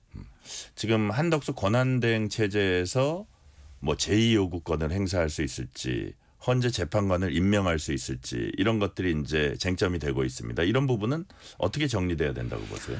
이게 결국에는 대통령이 고리 상태가 아니고 사고라고 표현을 할 수 있거든요. 대통령이 현재 대통령 직에는 있으면서 직무 집행이 정지된 상황이거든요. 네. 그러면 대통령이 그 복귀할 수도 있는 것이고 탄핵이 인용되어서 대통령직을 잃을 수도 있거든요. 네. 그러면 한정적으로 대통령직을 수행한다고 보면 그러면 그 헌법재판관도 임명하지 말아야 되고 거부권 행사도 하지 말아야 된다는 논리가 있을 수 있죠. 네네. 그러나 민주당은 거부권 행사는 하지 말고 거부권 행사하면 불법이니까 탄핵하겠다. 그러나 헌법재판관은 충원을 해라. 이런 주장이잖아요. 과거에는 헌법재판관 임명하지 못한다고 주장했다가 지금은 또 다른 주장을 하거든요. 네. 그래서 이 부분은 결국 대통령 권한 대행이 어느 정도 권한을 행사할 수 있느냐의 문제인데 저는 만약에 국회에서 선출한 헌법재판관 임명의 권한이 있다고 주장하려면 네. 당연히 대통령 권한 대행으로서 거부권 행사도 할 수 있다고 봐야 되죠. 네. 근데 이제 민주당은 자신들의 그 의회 권력으로 이제 행정권도 완전히 장악하고 흔들려는 시도에서 이런 주장을 한다고 봅니다. 네. 지금 막 속보가 들어와 있는데 내일 오전에 임시 국무회의 개최해서 거부권 행사 여부를 이제 논의한다고 합니다.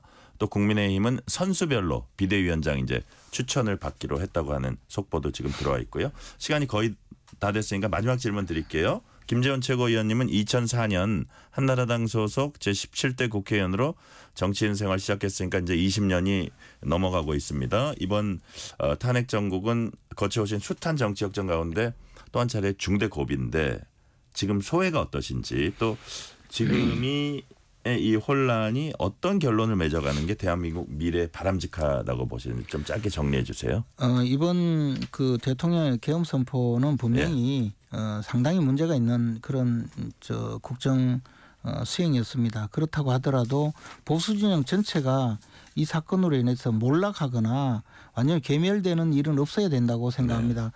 만약에 그렇게 될 경우에는 정말 이 나라를 이재명 대표가 이끄는 민주당이 어디로 끌고 갈지 모를 정도의 그 참혹한 미래가 펼쳐질 것이라고 저 스스로 주장을 합니다. 그래서 이 어려운 시기를 넘기고 앞으로 나가기 위해서는 우리 보수 진영이 국민들이 생각하고 있는 여러 가지 정치적인 그런 생각을 좀 더 관심 있게 귀 기울여서 그래도 보수 진영이 아직도 살아남고 국민의 연망을 받을 수 있도록 그렇게 해나가는 길로 가야 되고 저 스스로도 그런 점에서는 보수 진영의 대표자로서 활동하면서 어떻게든 이 위기를 넘기는 일에 최선을 다하려고 생각합니다. 자, 보수 진영이 다시 국민들의 사랑을 받도록 최선을 다해야 한다는 그 말씀까지 듣겠습니다. 지금까지 김재원 국민의힘 전 최고위원이었습니다.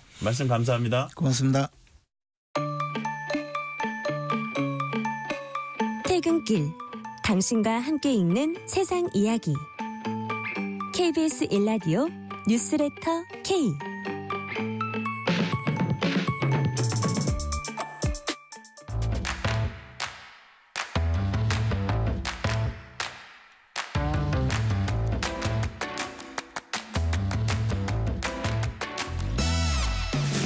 오늘 가장 뜨거운 뉴스 화제 소식 쏙쏙 골라서 전해드립니다. 뉴스레터 브리핑. 서은영 뉴스 큐레이터 전화 연결돼 있습니다. 서은영 큐레이터님 안녕하세요. 네, 안녕하세요. 미국 바이든 행정부가 한미동맹이 변함없이 굳건하다는 점을 연일 강조하고 있습니다. 그런데 당장 한 달 뒤에 취임하는 트럼프 대통령 당선인이 한국을 뒷전으로 밀어둘 수도 있는 게 아니냐. 이른바 한국 패싱 우려도 또 나오고 있다고 해요? 네, 그렇습니다. 현재 시간으로 16일 플로리다주 팜비치 마러라고 리조트에서 트럼프 당선인이 당선 후 사실상 첫 기자회견이라고 할 만한 자리를 가졌는데요. 손정희 일본 소프트뱅크 회장의 대미 투자 발표를 함께하는 자리였습니다. 그런데 이 자리에서 트럼프 당선인이 여러 나라의 정상들을 하나하나 언급하면서 직접 대화하겠다, 협상하겠다, 조만간 회동하겠다 이런 말을 했는데 이들이 누구였냐면 북한 김정은 국무위원장, 시진핑 중국 국가주석, 이시바 시게루 일본 총리, 블라디미르 푸틴 러시아 대통령이었습니다. 그런데 공교롭게도 이 사람들의 면면을 보면 모두 한국 주변국들의 정상들이었는데요. 이렇게 놓고 보니까 대통령 탄핵으로 리더십 공백 상태인 한국만 트럼프의 대화 상대 리스트에서 쏙 빠져 있었다는 겁니다. 네, 그렇군요. 자, 그 말씀이시고 그렇다면 지금처럼 국제 정세가 요동치는 상황에서 우리만 외교 안보 경제 협상에서 소외돼서는 안 될 겁니다. 대응책을 세워야겠죠? 맞습니다. 이 북한군 파병과 북한의 잇따른 무력 도발 때문에 우리 안보 위협 지금 상당히 커진 상황이고요. 경제 측면에서도 미중 갈등으로 지금 양국이 앞다퉈서 무역 장벽, 관세 장벽 쌓아올리고 있는 상황이라서 그 사이에 낀 우리 입장에서도 셈법이 상당히 복잡합니다. 게다가 이 트럼프 2기 행정부 들어서 본격화될 방위비 분담금 인상 문제라든지 지금 번복 위기에 놓여 있는 반도체, 전기차 관련 각종 보조금 문제도 시급하게 대응해야 할 현안들인데요. 미국 현지에서도 지금 트럼프 당선인이 권한대행과 회담을 가질 가능성은 거의 없다 이런 분석이 나오고 있거든요. 이날 행사에서는 이제 트럼프 당선인이 일기 집권 때 못지않게 일본과 밀착할 것이라고 예상할 만한 대목이 몇 가지 있었는데요. 우선 이날 행사 자체가 손정희 회장의 대미 투자 계획 발표 자리였다고 말씀드리지 않았습니까? 네. 이 손 회장이 이날 $1,000억, 우리 돈으로 한 143조 6천억 원 정도 되는 돈인데 이 돈을 미국에 투자하겠다고 약속했더니 이제 트럼프 당선인이 이 자리에서 바로 물어보겠다. 투자 금액을 1,000억 달러가 아니라 2,000억 달러로 늘려주실 수 있겠냐 이렇게 물어요. 그랬더니 손 회장이 그렇게 되도록 노력해보겠다. 트럼프는 정말 뛰어난 협상가야. 뭐 이러면서 너스레를 떠는 장면이 있었습니다. 상당히 화기애애한 분위기였고요. 트럼프 당선인이 이날 회견에서 또 밝혔던 내용이 뭐가 있냐면 전날 멜라니아 여사와 함께 고 아베 신조 전 일본 총리의 부인 아케 여사와 만찬을 했다. 이렇게 이야기를 하게 됐습니다. 이런 거 보면 일본과 상당히 가까운 분위기다. 이걸 좀 포착할 수 있었던 것이죠. 네. 자, 아까 말씀하셨던 경제 현안 중에서도 중요한 게 전기차 보조금 문제입니다. 트럼프 행정부에서는 이 보조금을 폐지하고 지원도 대폭 줄일 것이다. 이런 외신 보도가 나왔어요. 네, 이 바이든 행정부에서 전격 추진한 산업 관련 법 중에 우리 기업들에 좀 직접적인 영향을 주는 것이 이제 현지 투자한 반도체 기업들에게 보조금을 주는 이른바 칩스법. 그리고 이제 또 하나가 미국에서 생산한 배터리와 이를 탑재한 전기차에 최대 7,500달러의 보조금을 주는 인플레이션 감축법, 줄여서 IRA라고 부르는 이 법입니다. 그런데 최근 이제 로이터가 트럼프 2기 행정부 정권 인수팀의 내부 문건을 입수해서 보도했는데 이 문건의 내용이 바로 IRA에서 약속한 전기차 보조금을 폐지하라. 라고 요구하는 내용이었다는 겁니다. 트럼프 당선인은 대선 유세 기간 중에도 여러 차례에 걸쳐서 전기차에 대한 혜택을 축소하고 내연기관차 시장을 되살려야 한다 이렇게 주장을 했는데요. 인수팀의 결정이 만약에 정책에 반영이 된다. 그러면 현대적으로 뭐 내년 사업 계획 상당히 차질을 빚을 수도 있고요. 그리고 LG 에너지 솔루션, 삼성 SDI, SK온 같은 우리 전기차 배터리 제조사들도 타격이 불가피해 보입니다. 현대차 같은 경우에는 이 IRA에 대응해서 이제 76억 달러 투입해서 지난 10월에 미국 조지아주에 전기차 전용 생산 공장을 준공했거든요. 그런데 이렇게 갑작스럽게 정책 변화가 생긴다. 그럼 그 여파로 내년부터 전기차 판매가 크게 감소할 수 있고 그럼 또 고스란히 손실을 입을 수도 있는 상황이 되는 겁니다. 네. 그리고 이제 여기에 트럼프 2기 행정부가 해외에서 들어오는 배터리 소재에 대해서 관세 물리겠다 이런 이야기를 공공연하게 하고 있는데 이게 현실화된다. 그리고 이제 우리 이제 배터리 기업들로서는 소재 수급 차질을 빚을 수밖에 없어 보입니다. 친야 성향 방송인 김어준 씨가 12.3 비상계엄 당시에 국민의힘 한동훈 전 대표를 사살하려 한다는 제보가 있었다고 이제 국회에서 증언해서 이제 논란이 일었습니다. 근데 여기에 대해서 민주당이 신빙성이 떨어진다고 잠정 결론을 내렸다고 하네요. 네, 그렇습니다. 이 민주당 내부 검토 문건이 이제 보도화된 건데요. 문건에는 이제 과거에 제한적 지식을 가진 사람이 정보 공개가 제한되는 기관의 특성을 악용해 확인된 사실을 바탕으로 상당한 허구를 가미해서 구성한 것으로 판단된다. 이렇게 상당히 어렵게 적혀 있습니다. 네. 그러니까 한마디로 말하자면 일부 사실에 상당한 허구가 더해진 발언이다라고 잠정 결론이 났다는 건데요. 당시 이제 특정 인사들을 체포하는 체포조가 가동됐다는 것은 좀 어느 정도 사실로 판명이 나고 있습니다만 김 씨의 주장은 이것이 체포조가 아니라 암살조였다는 주장이거든요. 그리고 여기 이제 추가로 또 주장했던 내용들이 뭐냐면 생화학 테러 가능성이 있었다든지 뭐 미군을 사살해서 미국이 북한을 폭격하도록 유도하려 했다는 내용도 지금 이제 이 주장에 포함이 돼 있는데 여기에 대해서 모두 이제 신빙성이 떨어진다는 판단을 내렸다는 겁니다. 그리고 이제 증언 당시 김 씨가 출처로 이 발언 이런 이제 이 주장을 하는 출처 근거로 국내에 대사관이 있는 우방국의 제보를 받았다라고 밝혔었는데요. 뭐 이 우방국이 뭐 미국이라는 법은 없습니다만 일단 미국 국무부에서는 그런 정보가 미국 정부에서 나왔다고 인지하지 못하고 있다. 이렇게 공식 입장을 현지 시간으로 어제 내놨습니다. 그리고 오늘자로 한국일보 보도 좀 주목할 만한 게 하나 있었는데 김 씨의 주장이 이제 국군 정보사령부 내부에서 돌았던 소문이 와전된 것이고 김 씨에게 이런 내용을 제보한 사람도 정보사 내부 직원이다. 이런 보도가 있었거든요. 네. 뭐 진위는 아직 파악되지 않았습니다만 이런 보도도 좀 있는 것을 봤을 때 민주당에서 이제 이런 여러 가지 상황을 종합해서 보았을 때 신빙성이 떨어진다라는 잠정적인 결론을 낸 것으로 보입니다.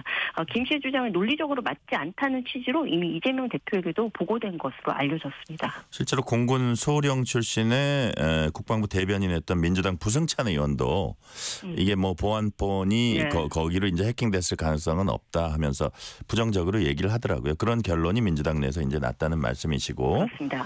대통령 탄핵에 반대온 강성 우파 지지층이 탄핵 촉구 집회에 동참하거나 후원한 연예인들 명단을 만들어서 온라인에 퍼뜨리고 있다. 이런 얘기가 있습니다. 어디서 나온 얘기입니까? 네, 이게 이제 거의 표적이 아이유가 이제 거의 표적이 되고 있는 게 사실인데요. 아이유? 예. 네, 그렇습니다. 지난 16일에 이제 온라인 커뮤니티 DC 인사이드 국민의힘 갤러리에 네. CIA의 그러니까 미국 중앙정보국이죠. CIA의 아이유를 신고했다라는 제목의 글이 올라왔습니다.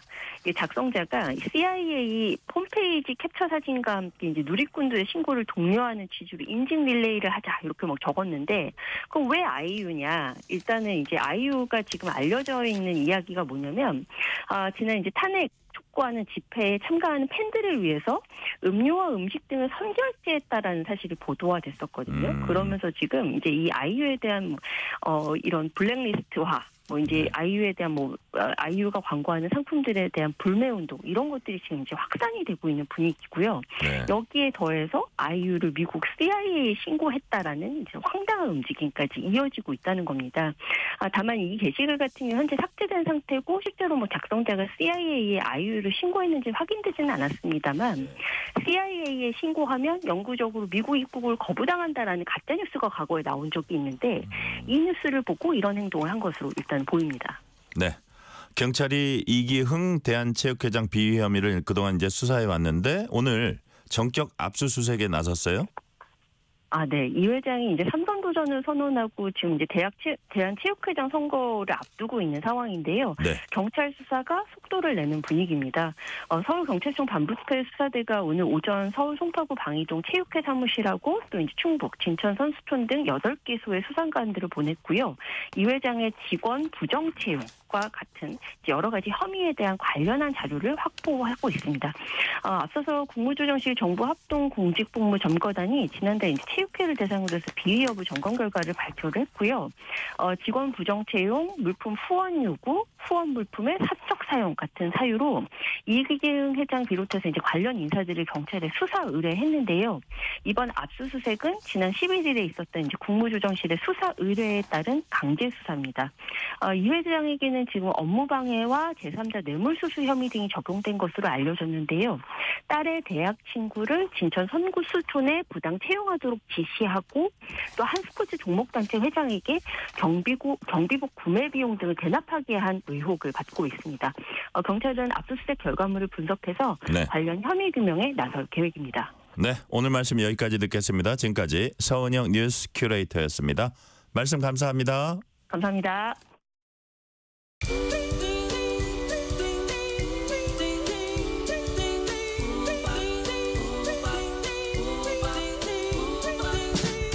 오늘 하루 뉴스를 정리해주는 다정한 편지 한 통. KBS 일라디오 뉴스레터 K.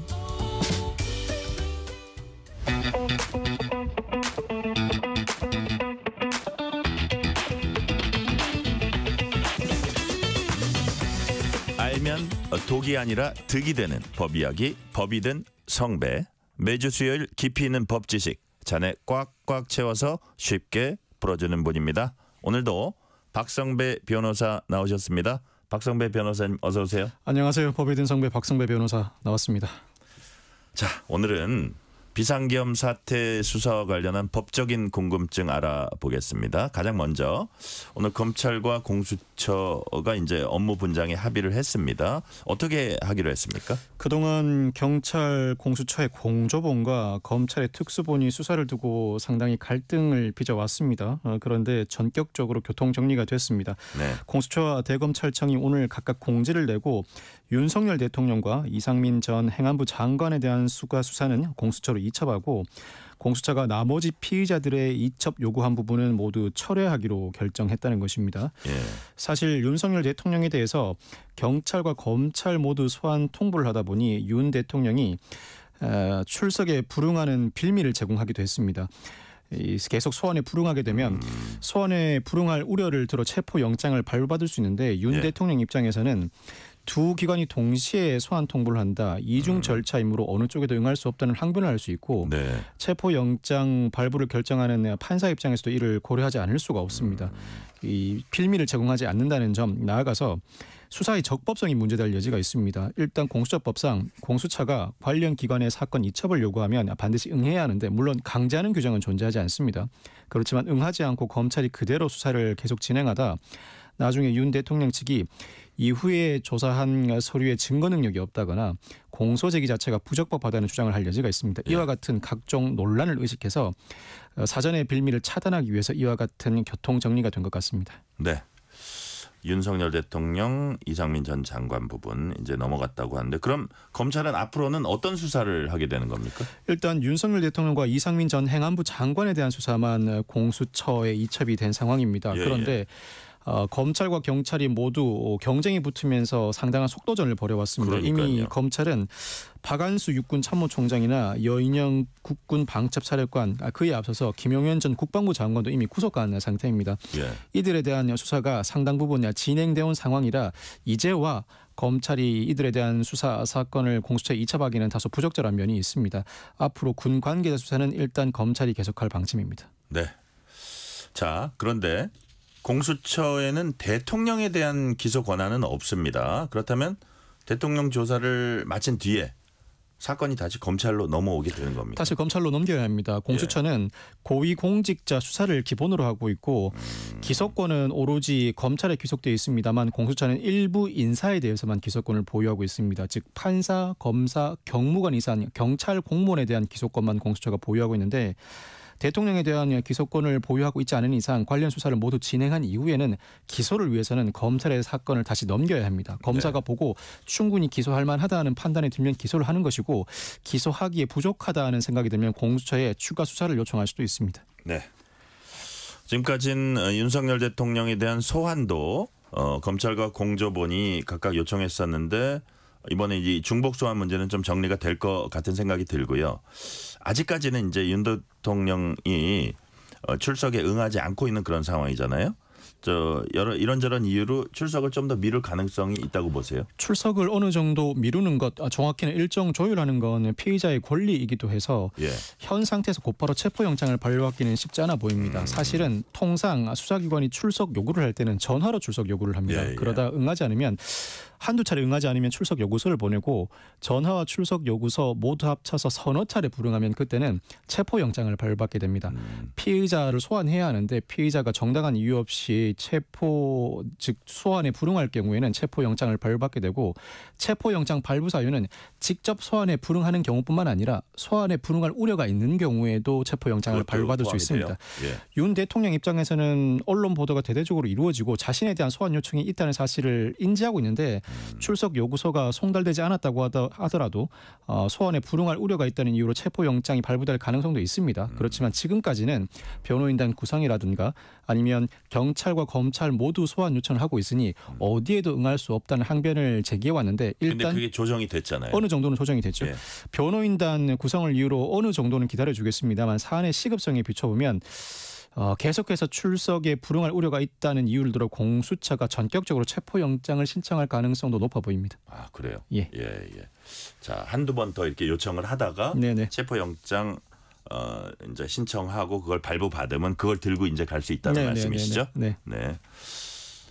수사기관 소환에 응하지 않는 경우가 꼭 요 대통령 케이스 아니더라도 종종 있습니까? 흔히 있습니다. 아, 그래요? 아예 안 나오는 경우도 가끔 있는데 아예 안 나오게 되면 당연히 체포영장은 발부받고 보통은 소환에 불응하는 태도를 보일 때 체포영장을 발부받아서 사람을 데려와서 조사를 하고 난 뒤에는 곧바로 석방합니다.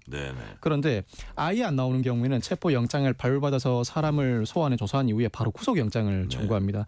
그런데 아예 안 나오는 경우보다는 일정 조율을 이유로 일정을 미루는 경우는 흔히 있는 일입니다. 이 사안의 경우에도 그와 동일한 사유로 일정을 미루고 있는 것으로 보이는데 사안의 시급성에 비춰본다면 수사기관이 통상의 다른 사건보다는 인내심을 가지고 오랜 시간 기다려줄 것 같지는 않습니다. 그러니까요. 여기저기서 또 여론이나 야권이나 이런 데서 얘기를 하고 뭐 박지원 의원 같은 경우는 법사위에서 왜 긴급 체포 안 하냐고 하는데 긴급 체포는 그렇게 뭐 쉽지는 않은 것 같아요. 긴급 체포는 사실상 쉽지는 않아 보입니다. 네, 자 이제 체포영장 전격적으로 발부할 신청할 수도 있다 그랬으니까 강제수사 전환도 가능하다는 거고요. 네. 자, 윤 대통령은 지금 헌법재판소가 보낸 탄핵 심판 관련 서류도 수령하지 않고 있습니다. 인편으로는 전달이 됐다고 하는데 수령 처리가 안 되는 이유가 뭐죠? 헌법재판소 설명에 따르면 네. 이 탄핵 심판 접수 통지서, 답변서와 의견서 요구, 그리고 준비 절차 회부 결정 및 기일 통지, 출석 요청서 등을 윤 대통령 측에 전달을 했답니다. 네. 인편으로도 전달하고 일일 특송 우편으로도 전달하고 전자문서 시스템 3가지 방식으로 전달을 했는데 아직 받았는지는 확인되지 않는다는 입장입니다. 의도적으로 안 받고 있는지 어떠한 사정에 기해서 못 받고 있는지는 정확히 확인되지 않습니다만 받으려는 의사가 적극적이면 아직까지 안 받을 이유는 없다고 봅니다. 계속 이렇게 수령 확인 안 해주면 어떻게 되는 거예요? 수령 확인을 하지 않게 되면 절차가 초반에는 약간 더디게 진행될 수 있습니다만 결국 전체 절차에 비춰볼 때는 절차 진행에 아무런 무리가 없습니다. 예를 들어 관련 서류를 송달받지 않고 적시에 관련 서류와 증거를 제출하지 않는 불이익은 오히려 윤 대통령 측에 가해지게 됩니다. 이미 헌재가 이 사건 변론 준비 절차에 회부한 상태이고 헌재 탄핵 심판은 기일을 지정해놓고 당사자 출석을 요구합니다만 당사자가 출석하지 않을 때에는 다음 기일을 잡고 그 다음 기일에도 당사자가 출석하지 않으면 당사자 출석 없이 그대로 재판을 진행할 수 있습니다. 전체적인 재판 진행에는 크게 영향을 미치지 않겠습니다만 초반에는 피소추자가 소극적인 태도를 보이는 이상 약간 절차가 더딜 수 있습니다. 네. 자, 헌재에서 거기에 대해서 어떤 대응을 할 것 같고, 자 서류를 송달받은 날부터 7일 이내에 이제 답변서를 제출해야 한다고 합니다. 이 답변서에는 어떤 내용들이 담기게 됩니까? 답변서를 7일 이내에 제출하는 게 의무 규정으로 되어 있습니다만 실무상으로는 반드시 제출해야 하는 것은 아닙니다. 네. 통상 답변서에는 소출 사유를 인정하는지 부인하는지, 부인한다면 그 반대 논거가 무엇이고 관련 근거는 무엇인지 그 내용을 담게 됩니다. 굳이 답변서 형태가 아니더라도 앞으로 헌법재판이 수개월간 진행이 될 텐데 재판을 진행하는 과정에서 윤 대통령이 직접 법정에 나와서 구두 변론을 할 수도 있고 구두 변론을 한다고 하더라도 재판부를 설득시키기 위해서는 결국 그 주장을 일목요연하게 정리한 서면을 제출해야 하고 관련 근거도 충분히 제출해야 합니다. 당장 7일 이내 답변서를 제출하지 않는다고 하더라도 여러 차례 진행되는 헌법재판 과정에서 자연스럽게 윤 대통령 측의 서면과 증거 서류는 제출될 것으로 전망됩니다. 네. 자, 또 오늘 헌재에선 24일까지 국무회의 회의록 제출하라 이렇게 요구를 했습니다. 행안부와 검찰은 이전에 국무회의 회의록이 없다고 이제 판단을 하고 있고요. 만약에 국무회의 회의록이 정말 없다면 절차는 어떻게 진행될까요? 앞서 경찰은 국무회의 회의록이 존재하지 않는 것으로 판단한다고 했고 행안부 장관 직무대행도 지난 13일 국회 행안위 긴급 현안 질의에서 회의의 실체와 형식, 절차를 확인하지 못했다면서 회의록이 없다고 밝힌 바가 있습니다. 당장 헌법재판소가 윤 대통령 측에 포고령과 국무회의 회의록을 제출하라고 명을 내렸습니다. 그런데 포고령이야 제출하면 그만인데 국무회의 회의록이 없다는 입장을 취할 때는 상당히 문제가 됩니다. 이 비상계엄 선포는 반드시 국무회의 심의를 거쳐야 하는데 절차상의 문제 말씀하시는 거예요? 국무회의 심의를 거쳐야 한다는 게 단순히 계엄법에 규정된 내용이 아닙니다. 국회에 넘어서서 헌법상 국무회의를 반드시 거쳐야 비상계엄을 발령할 수 있도록 규정하고 있습니다. 그 자체가 즉 국무회의 회의록이 없다는 것은 국무회의가 존재하지 않았음을 방증하는 근거이고 국무회의가 존재하지 않았다면 절차상 위헌적인 조치라는 의미거든요. 당장 내란죄로 직결되는 부분은 아닙니다만 헌법재판에서는 탄핵 결정을 할 때 직무집행상 중대한 헌법 또는 법률 위반이 있는지를 심리하게 되는데 헌법상 절차를 거치지 않았다는 것은 탄핵 인용 결정에 상당한 근거로 작용할 가능성이 높습니다. 이 부분이 상당히 중요한 부분이다 이제 말씀하셨고요. 헌법재판소는 윤 대통령 탄핵 심판 사건 변론을 생중계하지 않겠다. 녹화된 화면은 제공하겠다고 했던 것 같은데 이 판단의 배경은 뭘까요? 일단 공개와 생중계는 구분해서 봐야 합니다. 헌법재판소법상 헌법재판의 변론과 선고는 반드시 공개해야 합니다. 공개하지 않는다는 의미가 아니라 생중계를 허용할 것인지가 논란이 된 것인데 헌법재판소 입장은 변론 생중계는 불허하기로 했다. 그 전례에 비춰보면 박근혜 전 대통령 탄핵 심판 사건에서도 변론 생중계는 불허했었고 다만 그 변론 모습을 녹화한 다음 그 녹화 영상을 차후에 제공한 적이 있는데 네. 이 사건 탄핵 심판도 녹화한 다음 녹화 영상을 차후에 제공하겠다는 입장입니다. 그리고 선고를 생중계할지 여부는 추후에 결정되면 알려드리겠다는 입장입니다. 네. 자, 선고 부분은 그 지난번에는 생중계를 했었죠. 그래서 저번 때 관례를 따를 가능성이 많지 않나 이런 얘기들이 네, 많이 나오는데 자, 아까 구두 변론 말씀하셨는데 윤석열 대통령이 탄핵 심판장에 직접 나서서 입장 밝히고 변론을 할 것 예정이다 이렇게 이제 변호인단이 밝혔거든요. 이건 어떤 변수로 작용할까요? 이게 도움이 될까요? 본인한테? 헌법재판은 원칙적으로 서면 심리입니다. 그런데 탄핵 심판 절차는 구두 변론을 원칙으로 합니다. 탄핵 심판 절차가 일종의 형사 처벌을 목적으로 하는 형사 소송과 상당히 유사한 구조이기 때문인데 앞서 탄핵 심판 절차가 진행됐던 노무현 전 대통령이나 박근혜 전 대통령 모두 직접 탄핵 심판에 출석한 적이 없습니다. 모두 대리인을 통해서 주장과 입증을 해왔던 내역이 존재하는데 이 사건에서 윤석열 대통령은 탄핵 심판에 직접 나서서 구두 변론을 하겠다는 입장을 내비쳤습니다. 그런데 도움이 될지 상당히 의문이긴 합니다. 어차피 재판관을 설득시키기 위해서는 자신의 주장을 일목요연하게 정리한 서면을 제출해야 하고 헌법 또는 법률 위반이 아니라는 점, 나아가서 위반이라고 하더라도 중대한 위반이 아니라는 점을 설득시킬 수 있는 서면이 필요하고 관련해서 그 주장을 입증할 만한 증거와 정황이 뒷받침되어야 합니다. 이를 통해서 탄핵 심판에 임하는 것이 가장 적절해 보이고 윤석열 대통령이 굳이 법정에 나서서 구두 변론을 하는 것이 어느 정도 영향을 미칠지 오히려 담화문 수준의 구두 변론이라면 재판관 앞에서 굳이 안 하는 게 더 낫지 않을까 싶은 생각이 듭니다. 마이너스가 될 수도 있다. 사실 저희가 어저께 출연한 한 분은 법학 교수고 한 분은 변호사면서 당 쪽에 있는 분인데 두 분 다 조금 회의적인 부정적인 그거 별로 도움이 되지 않을 거다라는 예상은 하시더라고요. 굳이 도움되지 않는 일을 하겠다고 나서는 것 자체가 일반적인 방법으로는 설득이 쉽지 않겠다는 생각을 하는 게 아닐까라는 생각도 듭니다. 네. 자, 탄핵 심판 중에 윤석열 대통령이 내란죄 등으로 기소될 경우에 탄핵 심판이 정지될 수도 있다. 뭐 이런 얘기 있어요. 이건 무슨 얘기입니까? 헌법재판소법 규정 중에서 이 동일한 사유로 형사소송이 진행 중일 경우에는 심판 절차를 정지할 수 있다는 규정이 존재합니다. 이를 들어서 내란죄 등으로 기소되면 탄핵 심판이 정지되는 것 아닌가라는 문제 제기도 있는 상황인데 사실 이 부분은 규정상으로도 헌법재판소의 직권 사항입니다. 즉 재량에 따라서 정지할 수도 있고 정지하지 않을 수도 있습니다. 그렇군요. 정지할 수 있다는 규정을 둔 이유는 형사소송이 진행되면 아무래도 수사를 거쳐온 사안이다 보니 관련 증거가 충분히 폭넓게 확보되죠. 그 자료를 나중에 탄핵 심판에 참고하기 위해서 일단은 정지시킬 수 있다는 규정을 둔 것인데 사실 이 사안의 경우에는 굳이 정지가 필수적이라고 보기도 어렵고 형사사건이 상당히 빠르게 진행되어 온 상황인데 이 정도 상황이면 탄핵 심판도 그 정도 수준은 아니어도 어느 정도 보조는 맞춰야 하지 않을까. 그리고 대통령에 대한 탄핵 심판 절차인 만큼 빨리 결정을 내려줘야 하는 측면에서도 굳이 정지 필요성이 높아 보이지는 않습니다. 네. 관련 수사 상황도 좀 더 알아보겠습니다. 비상계엄 당시에 계엄사령관 맡았던 박안수 육군참모총장 구속이 결정됐습니다. 영장실질심사 포기한 바 있는데요. 지금까지 검찰이 신병을 확보한 인물 누구 있습니까? 일단 박안수 육군참모총장, 그전에 김용현 전 국방부 장관, 곽종군 특전사령관, 여인영 방첩사령관, 이진우 수방사령관이 모두 구속됐습니다. 검찰의 구속영장 청구에 따라 구속된 인물들이고 경찰의 영장 신청에 따라 구속된 인물은 조지호 경찰청장 그리고 김봉식 서울경찰청장입니다.